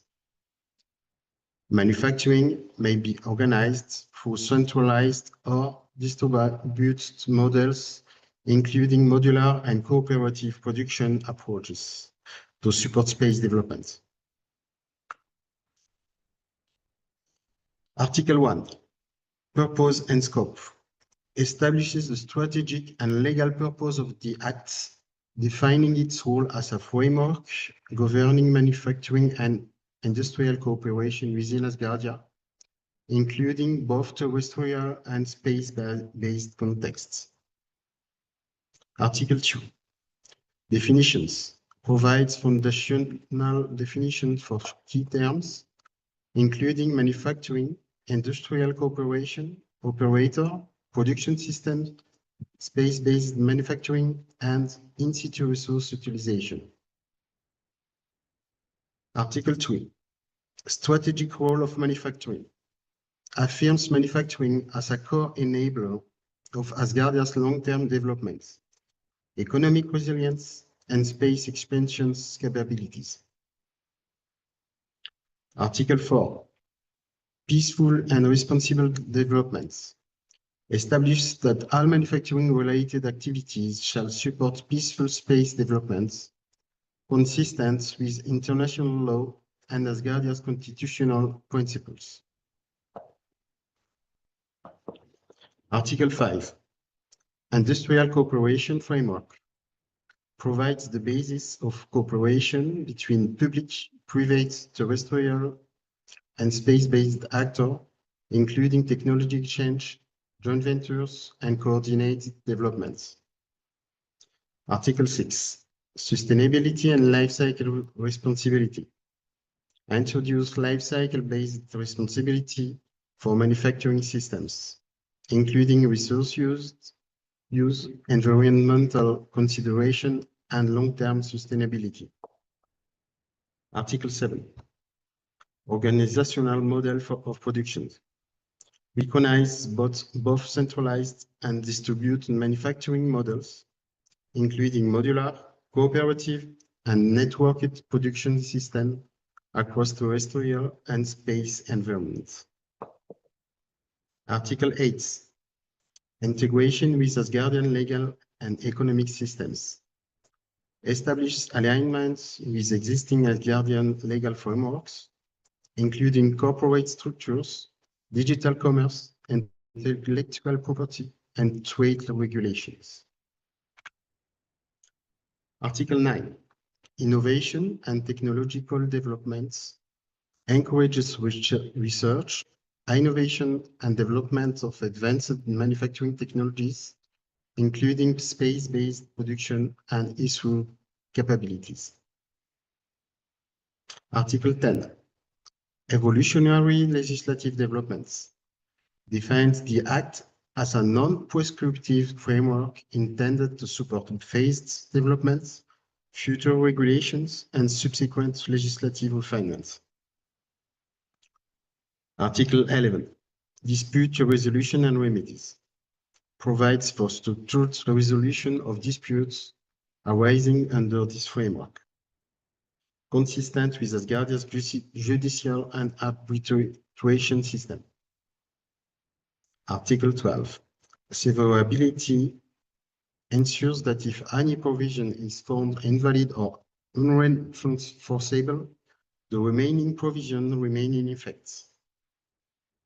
Article 13, Entry into force and implementation, specifies that the acts shall enter into force upon approval of the decree and establishes its role as a foundational framework for subsequent legislative and regulatory developments. Legal authority, this act is enacted pursuant to the Constitution of Asgardia and derives its legal force from the constitutional and legislative framework established thereunder. It operates within and gives effect to applicable enabling, regulatory, contractual, administrative, and non-judicial authorities, including those established under the Space Activity Act and related acts governing trade, commerce, corporate entities, digital assets, and intellectual property. The provision of this act shall be interpreted in a manner consistent with Asgardia's international obligations and its commitment to the peaceful, sustainable, and cooperative development of space and industrial capabilities. Thank you. Thank you very much. Well put together. Really appreciate that. It's an important piece of legislation and, well, essentially will help with us getting our economy going. We have to get our economy going. That's the important thing. And it's a first reading as well, so he's done a lot more work than is strictly necessary. Would you like to, anybody like to make a comment here? Ariadne says realistic, provocative, and with a defined scope. I like it a lot. So that's one question.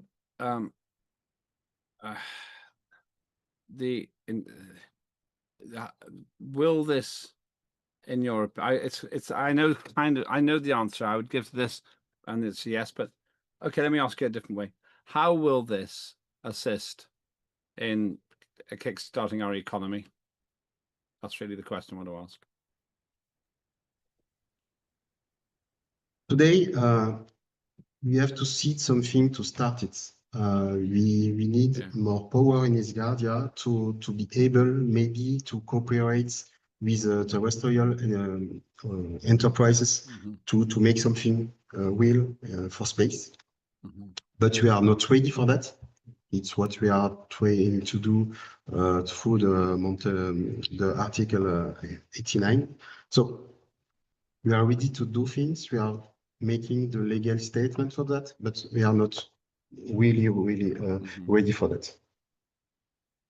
Okay, but what I don't want to do is be in a situation where we have legislation which actually slows everything down. As long as you don't think that, then we'll be in a good place. Ariadne. Thank you very much. Well, when I read it, the proposal, I think it's very interesting because the second part that I think is analyze which organizations and industries will be willing to sign a collaboration agreement. And in my mind, the first one is the Atelier from Ugoraidin. Why not? He has an atelier and is a parliamentarian and wants to spread the idea about writing in many places of the world. I think it's a great idea. I don't know, maybe. And congratulations, because the idea from Benedetto is so formal and empathic and realistic. I like it. Thank you.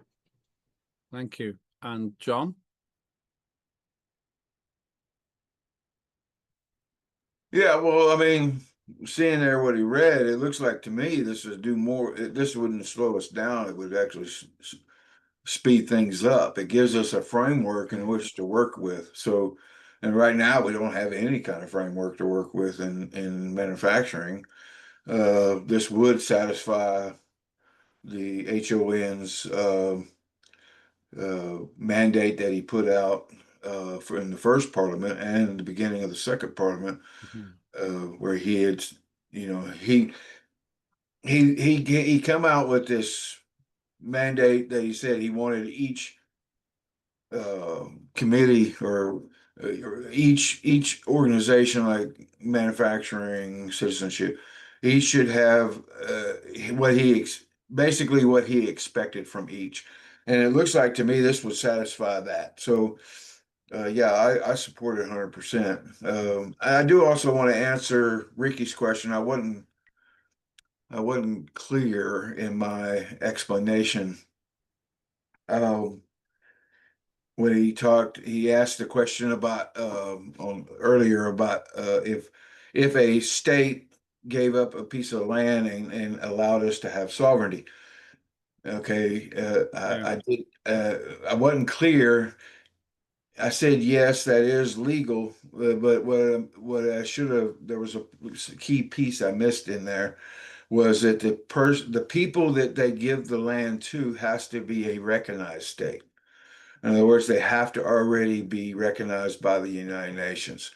So, and Asgardia isn't. So we would not be able to do that until we get recognition. And again, that's what the two acts that I have will do. It will help give us that recognition. But if a country did that, it would have to be a state that's already been recognized by the Montevideo Convention. When it talks about the steps that it comes to becoming a nation, those steps have to be recognized by the international community globally. Otherwise, the international community will not accept it as a viable option. You know, they'll say, "Oh no," they won't take us serious. So, yeah. But in order for a country to do that, in order to give up sovereignty that the international community will recognize, it has to be with another recognized state. So anyway, I hope that. Okay, thanks. Yeah. I have to say that tempts me to reopen the earlier debate, but I'm not going to do that. Okay, Ariadne.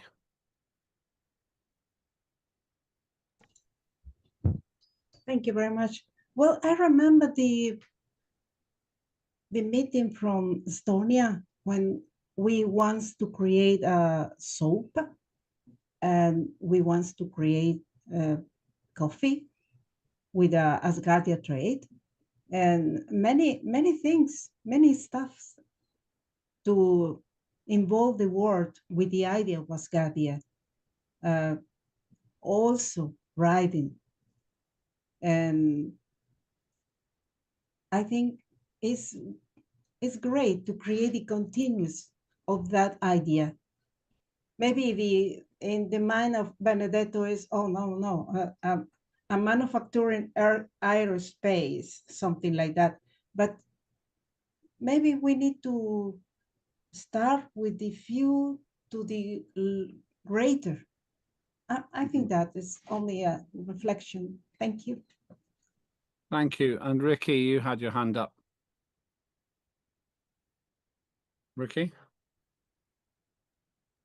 Yeah, I was going to say, if the nation were to grant us some land and we started doing what we're supposed to be doing as far as working within the international community, space technology and stuff and such, and like the plan for the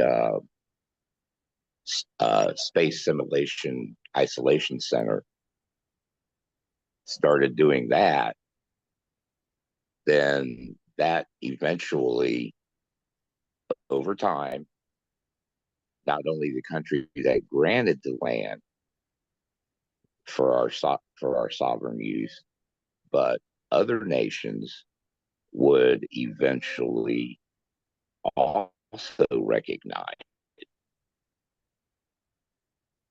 us as a legitimate nation. Something like that, yeah, it would take time. You know, you're looking at maybe 30 years. Well, You know, we haven't got that long. once that land was granted. But at the same time, we would be out there working within the space community. That's it. Okay, John. Well, yeah, I 100% agree with him, and that's exactly what I was talking about, and that's what the two acts that I propose and does through and to satisfy Decree 89. It is one avenue that we can take with Antarctica, but with other states, we can. They got Ben actually brought this up during the Executive Congress. They're called special economic zones. You got charter city models. There's lease and concessions that we could do. And yes, you're exactly right, Ricky. Those are our avenues, same as the one I'm presenting here, that we can take. And these are steps in that run on that ladder that we can take that will eventually get us statehood. But they are steps that we have to take before we get that statehood. We can't go from being a wannabe nation to a territorial nation in one step. It's not going to happen. I don't care who you are or what you say.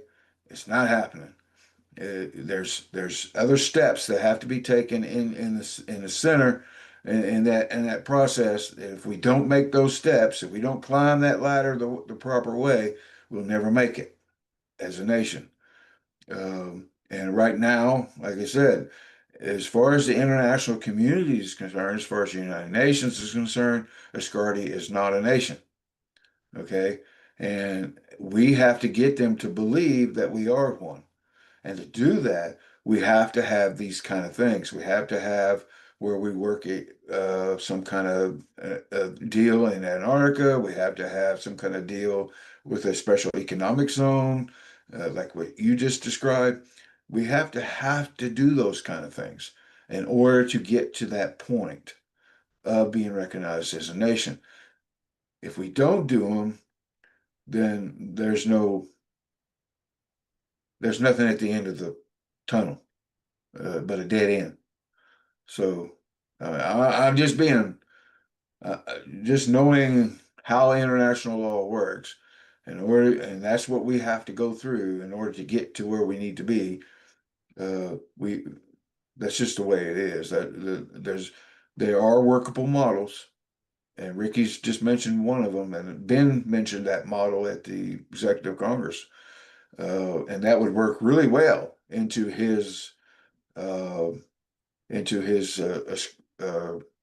Asgardia.work and Asgardia.trade thing. So, but and he's already put a viable plan together for that. You know, that will work. Ben's ready. Ben's ready to go with a plan that will work in that kind of scenario. So, but and that's what we got to do. I'm 100% in agreement with that. 100%. Because that's the only way we're going to get to where we got to get to. And anyway, I've said enough. Thanks, John. Anybody else on Benedetta's report of his legislation? Okay, thank you. I'm going to keep going because I think we'll probably go through the next ones quite quickly. Asgardia Opportunities Act, Digital Content Authorization Act. Let's just see. If we have a break at all, it'll be after the next one, Asgardia Opportunities Act, third reading. Let's do that. What we'll do is we'll do that, and then we'll have just a 10-minute break, and then no correction. We'll do it from now till the top of the hour. It's 14:49 GMT. So that starts. We'll have a break till 1500.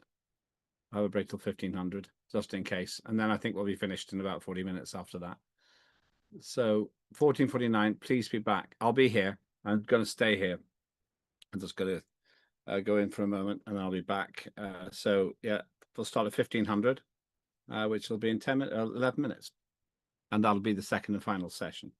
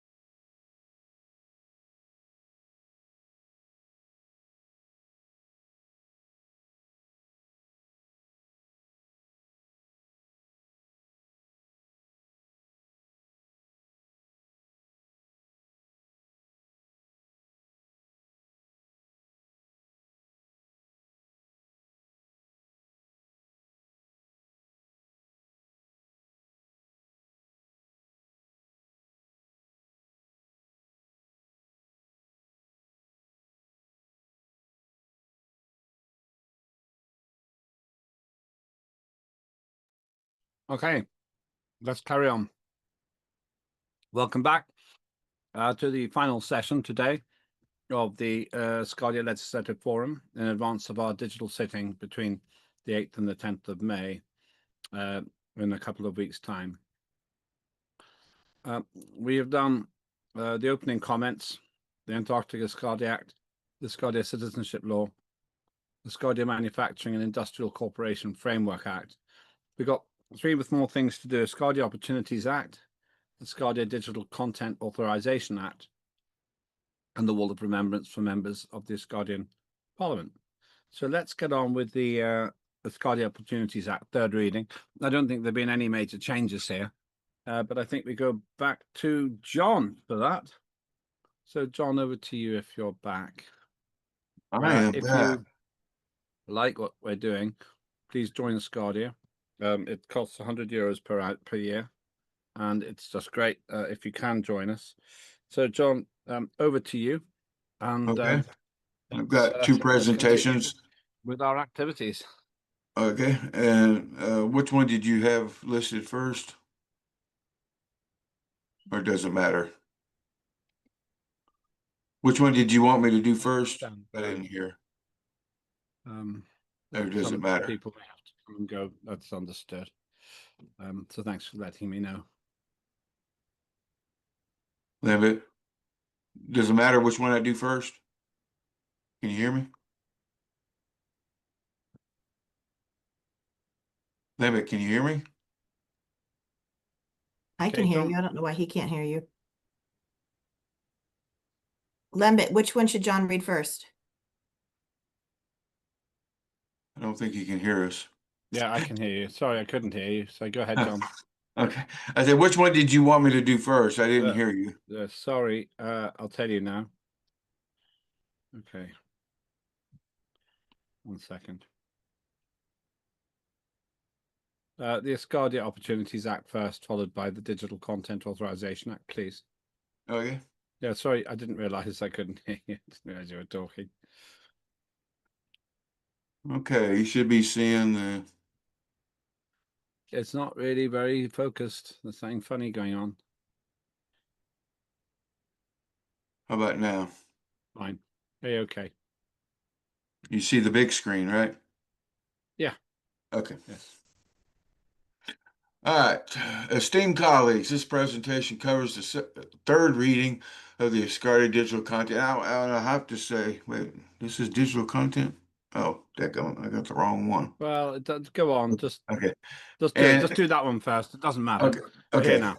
Yeah, and this is exactly the same as before because it hasn't changed. So this presentation is a summary of the act. Members are encouraged to review the full text. The purpose of this act is to establish a national program that incentivizes and rewards Asgardian residents for creating and sharing digital content that advances Asgardia's brand, values, and projects.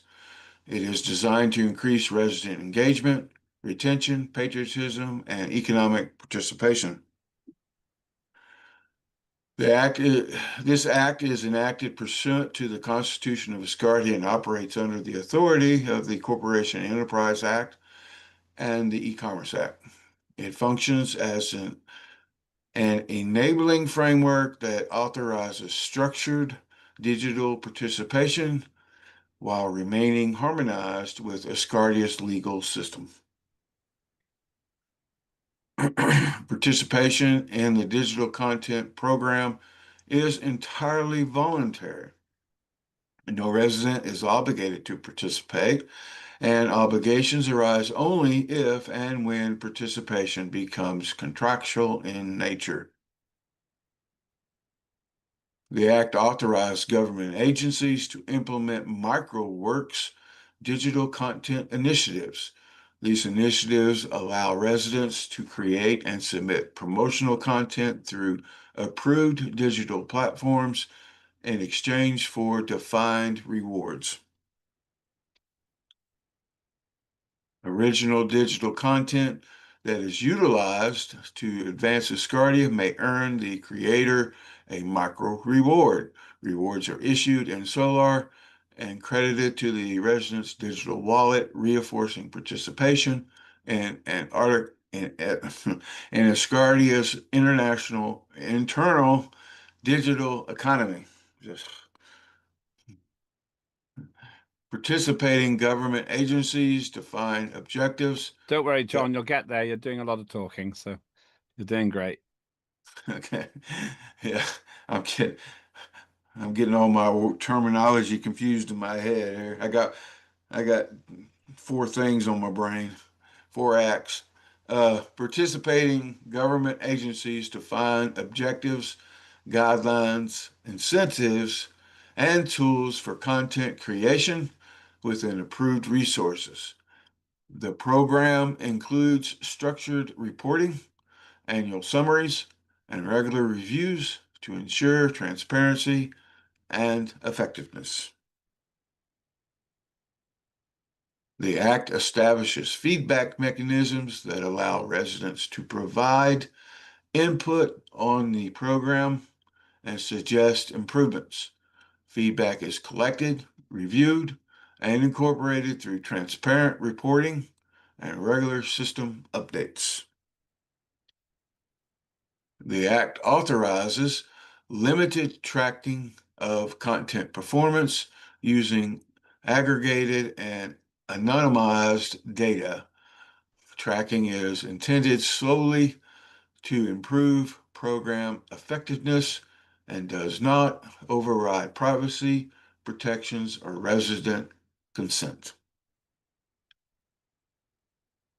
Any disputes arising under this act are addressed through alternative dispute resolution where possible and through the Asgardia judiciary where necessary.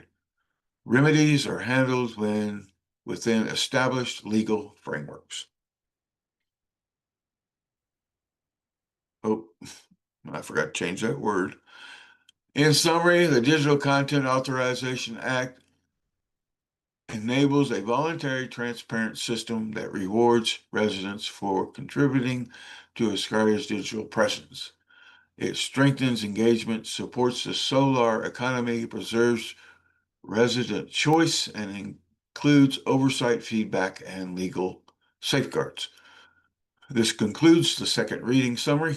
Members are encouraged to review the full act and session documents, and we appreciate your full support, which you have supported us through the first and second readings, and this will be the last final third reading.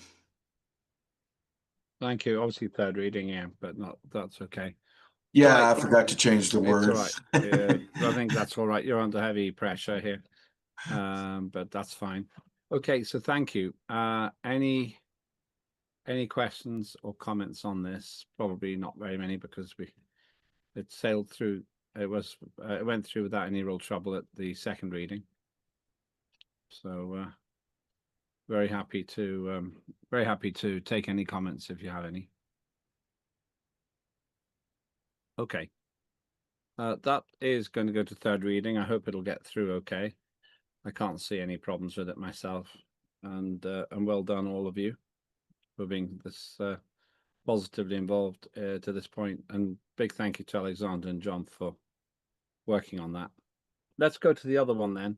That's the Asgardia Opportunities Act. That's also third reading. I suspect there'll be an error in that one too. And then after that, we'll of course go to the Wall of Remembrance for members. Oh, you've got that. Okay, Yeah, great. Yeah, and right. I want to say that make sure I say that yes, these acts were developed or initially proposed by Alexander Melankoff, and I want to make sure he gets credit for that. He brought them to me. I remember when he first brought them to me, and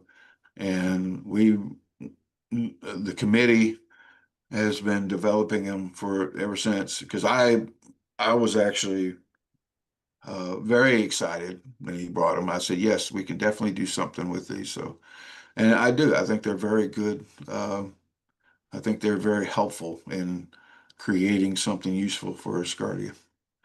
All right. So, can you see the big screen? Yeah. Okay. Yeah, we can. It's all good. Yeah. All right, this is the Asgardia Opportunity Act, third reading.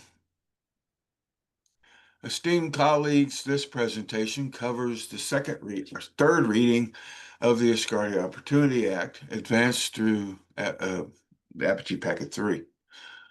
This presentation is a summary of the Act. Members are encouraged to review the full text in the session documents, which is the exact same as last session. The Opportunity Act establishes a structured digital employment platform for Asgardian residents. Its purpose is to create lawful digital work opportunities, generate income for residents and the state, support trade and commerce, and strengthen Asgardia's economic sovereignty through the use of the solar currency. This act operates pursuant to the Constitution of Asgardia and is enacted under the authority of the Corporations and Enterprise Act and, of course, the E-Commerce Act. It functions as an enabling and regulatory framework that authorizes structured digital labor while remaining harmonized with Asgardia's broader legal system.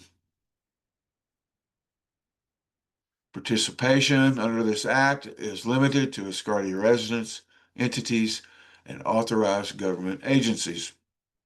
Participation is entirely voluntary, and individuals become subject to the act only upon choosing to engage with the program.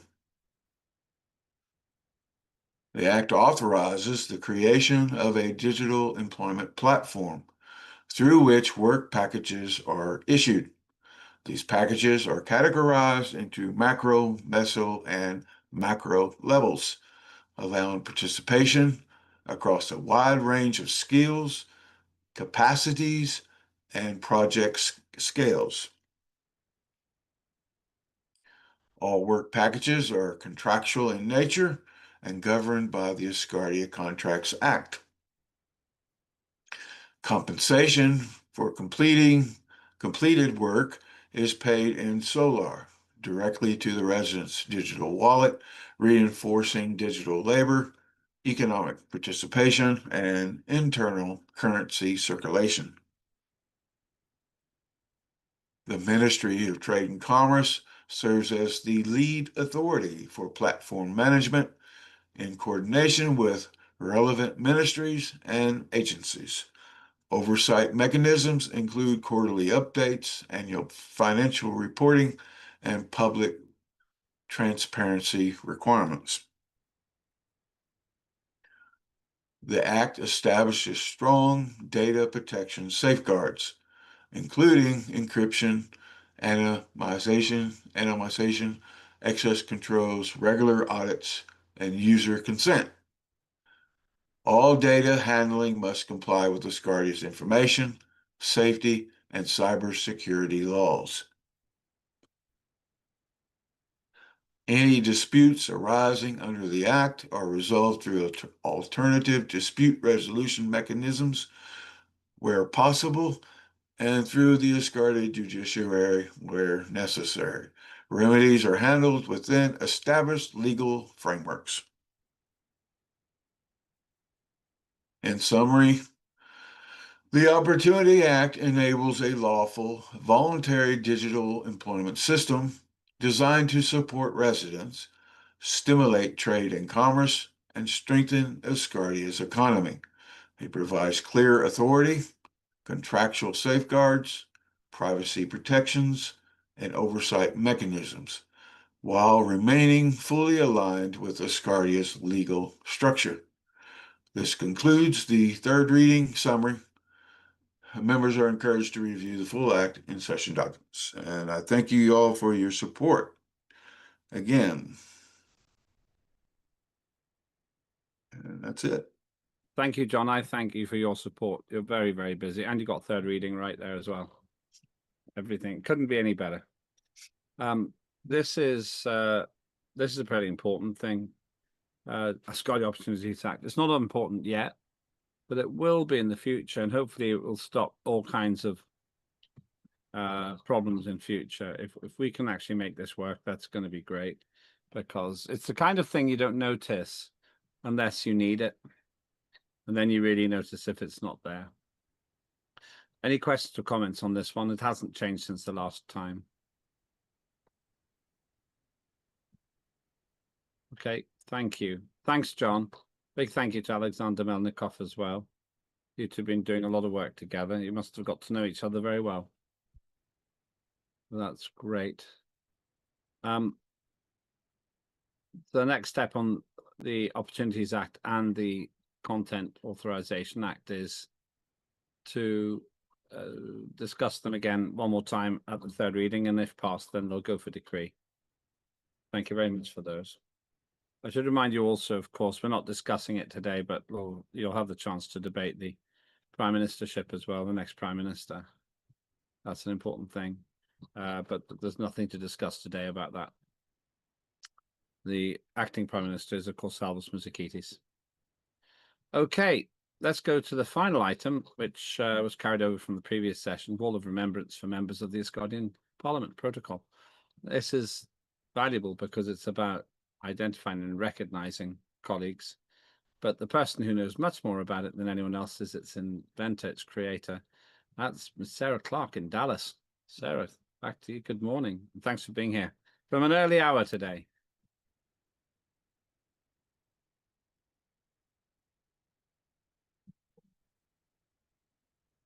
You're still on mute. Rookie mistake. Look at that. Okay. That's it now. Good. Okay. Oops. Look at that. Total rookie mistake this morning. Okay. Wow. Needed more coffee. Okay. Can everyone see my screen? Yes, it's very clear. Lovely Okay. color. Perfect. Okay. I'll be honest, this just by way of background, this protocol has been kind of bouncing around the back of my mind since the very early days of the second parliamentary sitting, because we had an elected member of parliament who passed away very early on. We have subsequently had at least 2 members that I know of for certain who have passed away while being a sitting Asgardian member of parliament. And I just feel in my heart of hearts that anyone who is going to give of their time and give them themselves in a meaningful way to building Asgardia as a space nation should be recognized. So that being said, I have hopefully created what will be an acceptable protocol as the Wall of Remembrance. So the Wall of Remembrance is Asgardia's formal commitment to honoring members of parliament who have passed while in service. It is both a memorial and a living record. This document has been reviewed by the LMRG and it is ready for parliament to consider. So I appreciate your time and consideration. The core idea is simple. If you give of yourself as a member of parliament building Asgardia, your name belongs on a wall permanently. Okay, what is the wall? The Wall of Remembrance is exactly what it sounds like. It's a permanent, solemn record of every member of parliament who has passed away while holding an active mandate or who's actively sitting in parliament. It can take a physical form or a digital form or both. The protocol is intentionally flexible on this point to allow Asgardia to evolve. But what is non-negotiable is the wall is nonpartisan. It's not political. There's no factions, no ideology to stay in line with Asgardia's mission and views.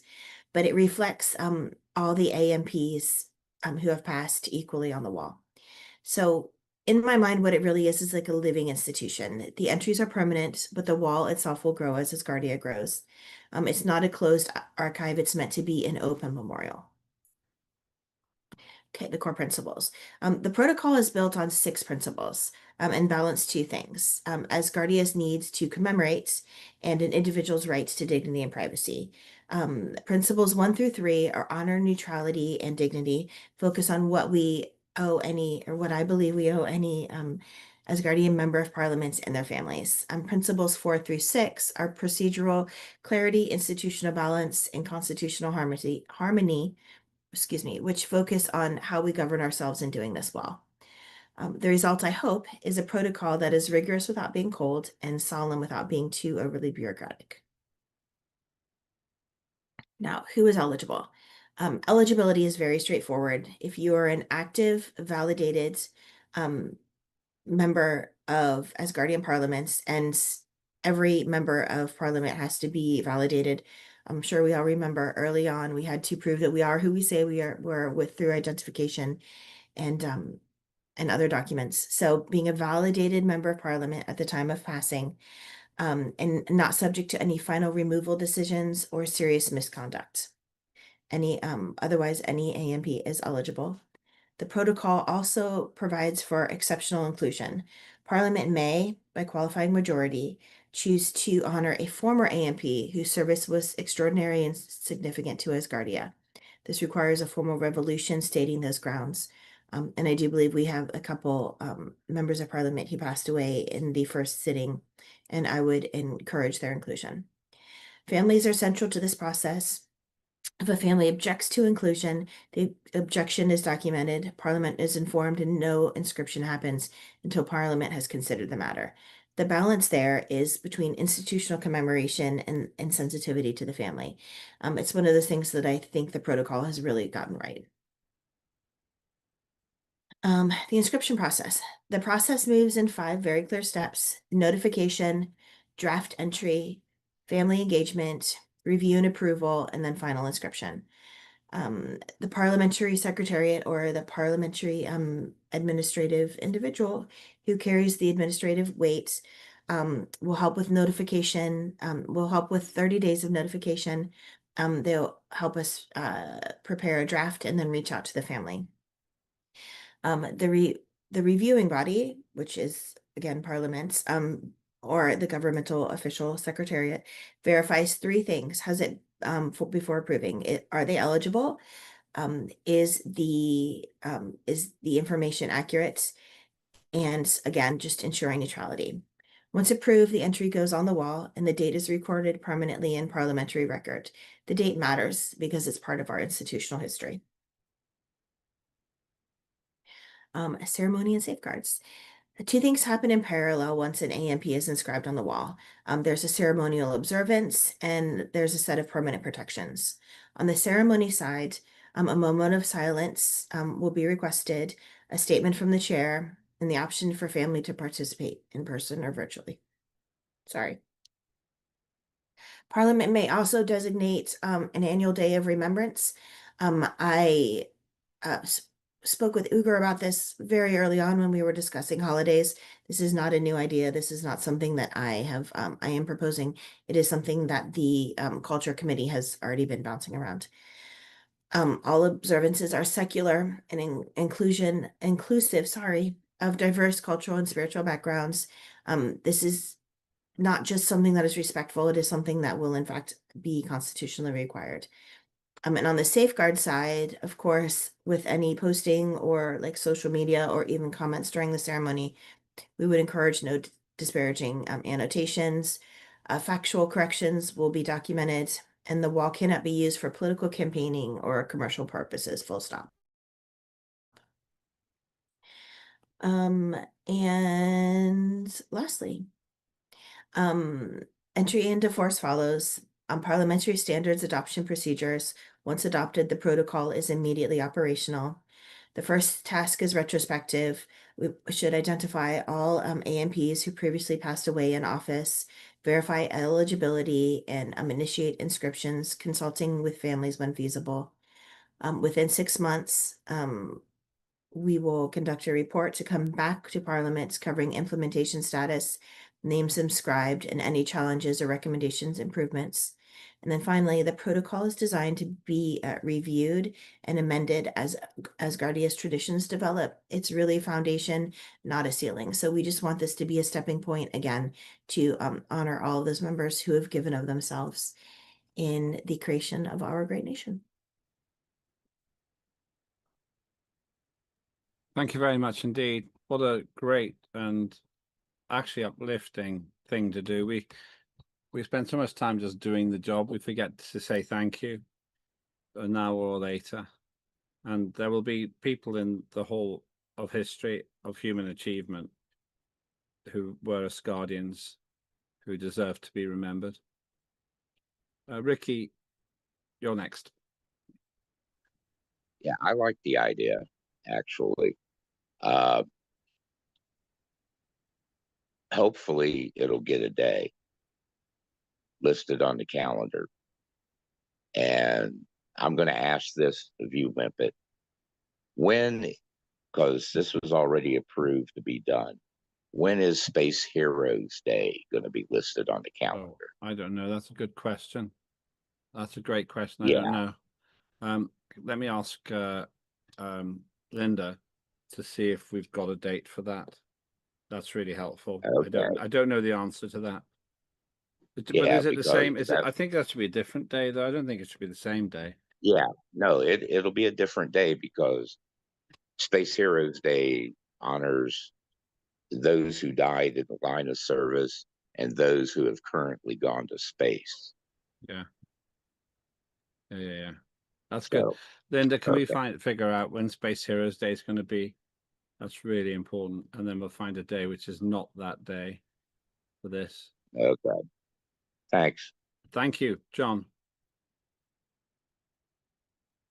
Yes, I too think this is a wonderful idea. I support it 100%. And from a legal perspective, Sarah presented this to the LMRG some time ago, and I run it through my system and could not find any fault in it, any gaps. So she done an outstanding job. I did absolutely no. It needed no further development from what she had done. She had done such an outstanding job putting this together, and yeah, I think it's wonderful. So she'll definitely have my vote for it to go forward. I think it's great because it's about us, and nobody loses by doing this. That's the thing. No one loses by doing this. So thank you so much for doing this. Sarah, it's excellent. Really, really good. Anybody else want to make a contribution to this? This is our last item today. It's gone pretty much roughly as I thought, 2.5 hours. Okay, that's going on to the agenda for the next time. That is great. And Head of Nation will, of course, see this as well. So thank you, everybody. Really appreciate it. Really appreciate that. Anything else on that or any of the other items, which I'll repeat now? The Asgardia Antarctica Act, where there's still some debate. That's fine. We'll see what Head of Nation says as well. The Asgardia Citizenship Law, again, see what Head of Nation says. The Asgardia Manufacturing and Industrial Corporation Framework Act, first reading. And the Asgardia Opportunities Act and the Asgardia Digital Content Authorization Act, both third reading. And the Wall of Remembrance for members of the Asgardian Parliament Protocol. John, is your hand still up from earlier? No, I just raised it again. Okay, go ahead. Yeah, I do want to make one final statement on the Antarctica Act and the Citizenship Amendment.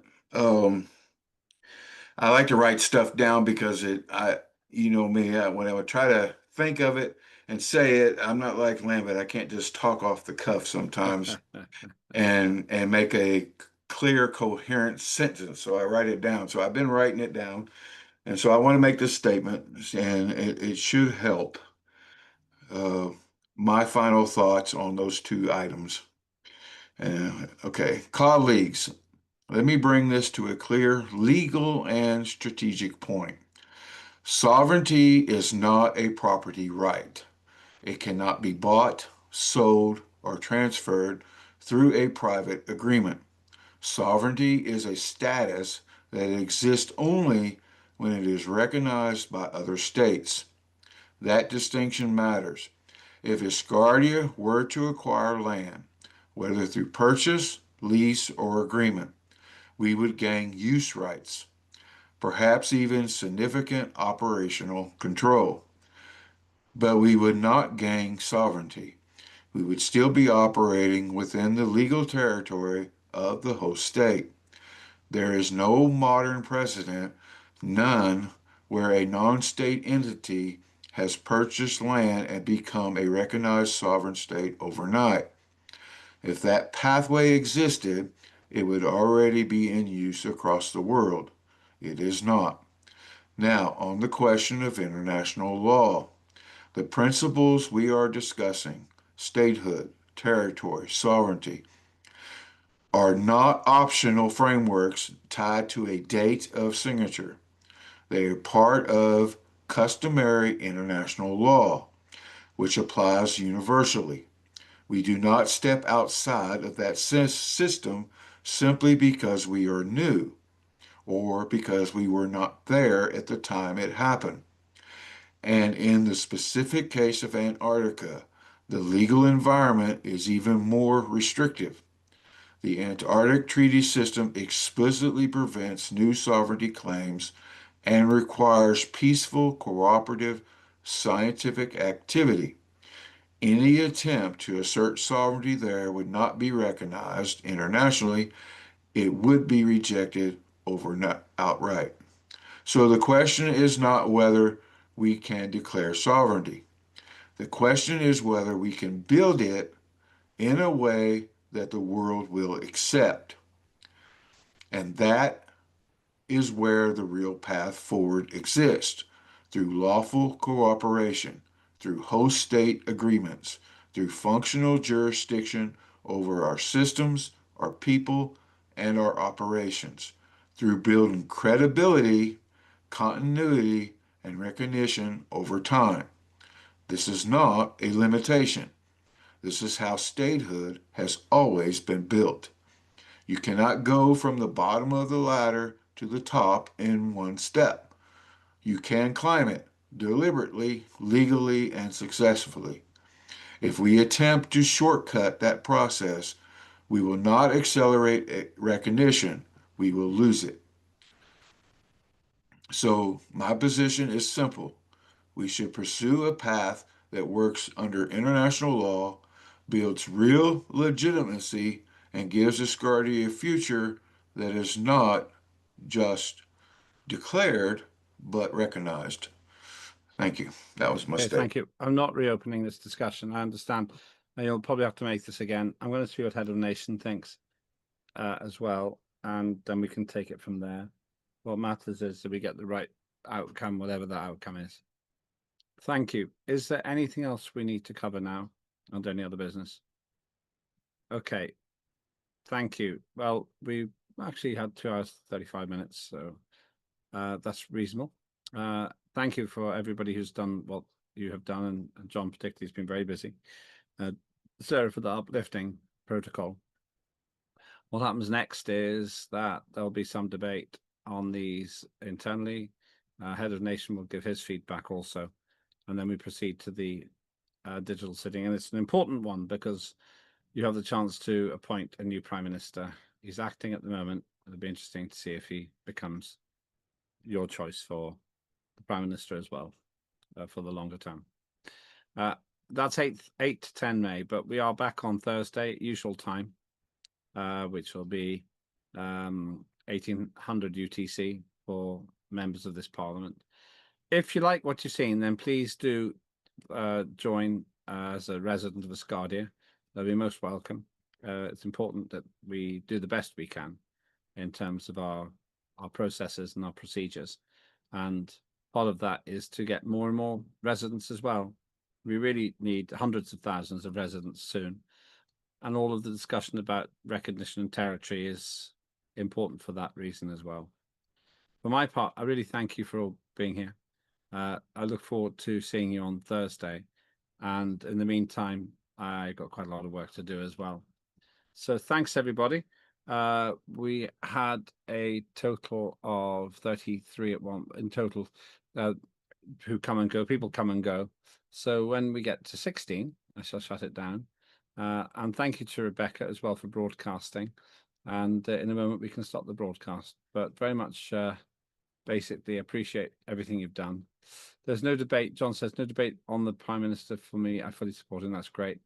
We have to wait till then. that's the process, Vicky. And what we'll do is you'll be able to meet the Prime Minister, of course. He is the proposal from the Supreme Space Council. That's how it works. And you can say yes or no or abstain. But you're not having a vote between people. Just abstain. You could say yes or abstain to the proposal. So thank you, everybody. Have a good rest of the day.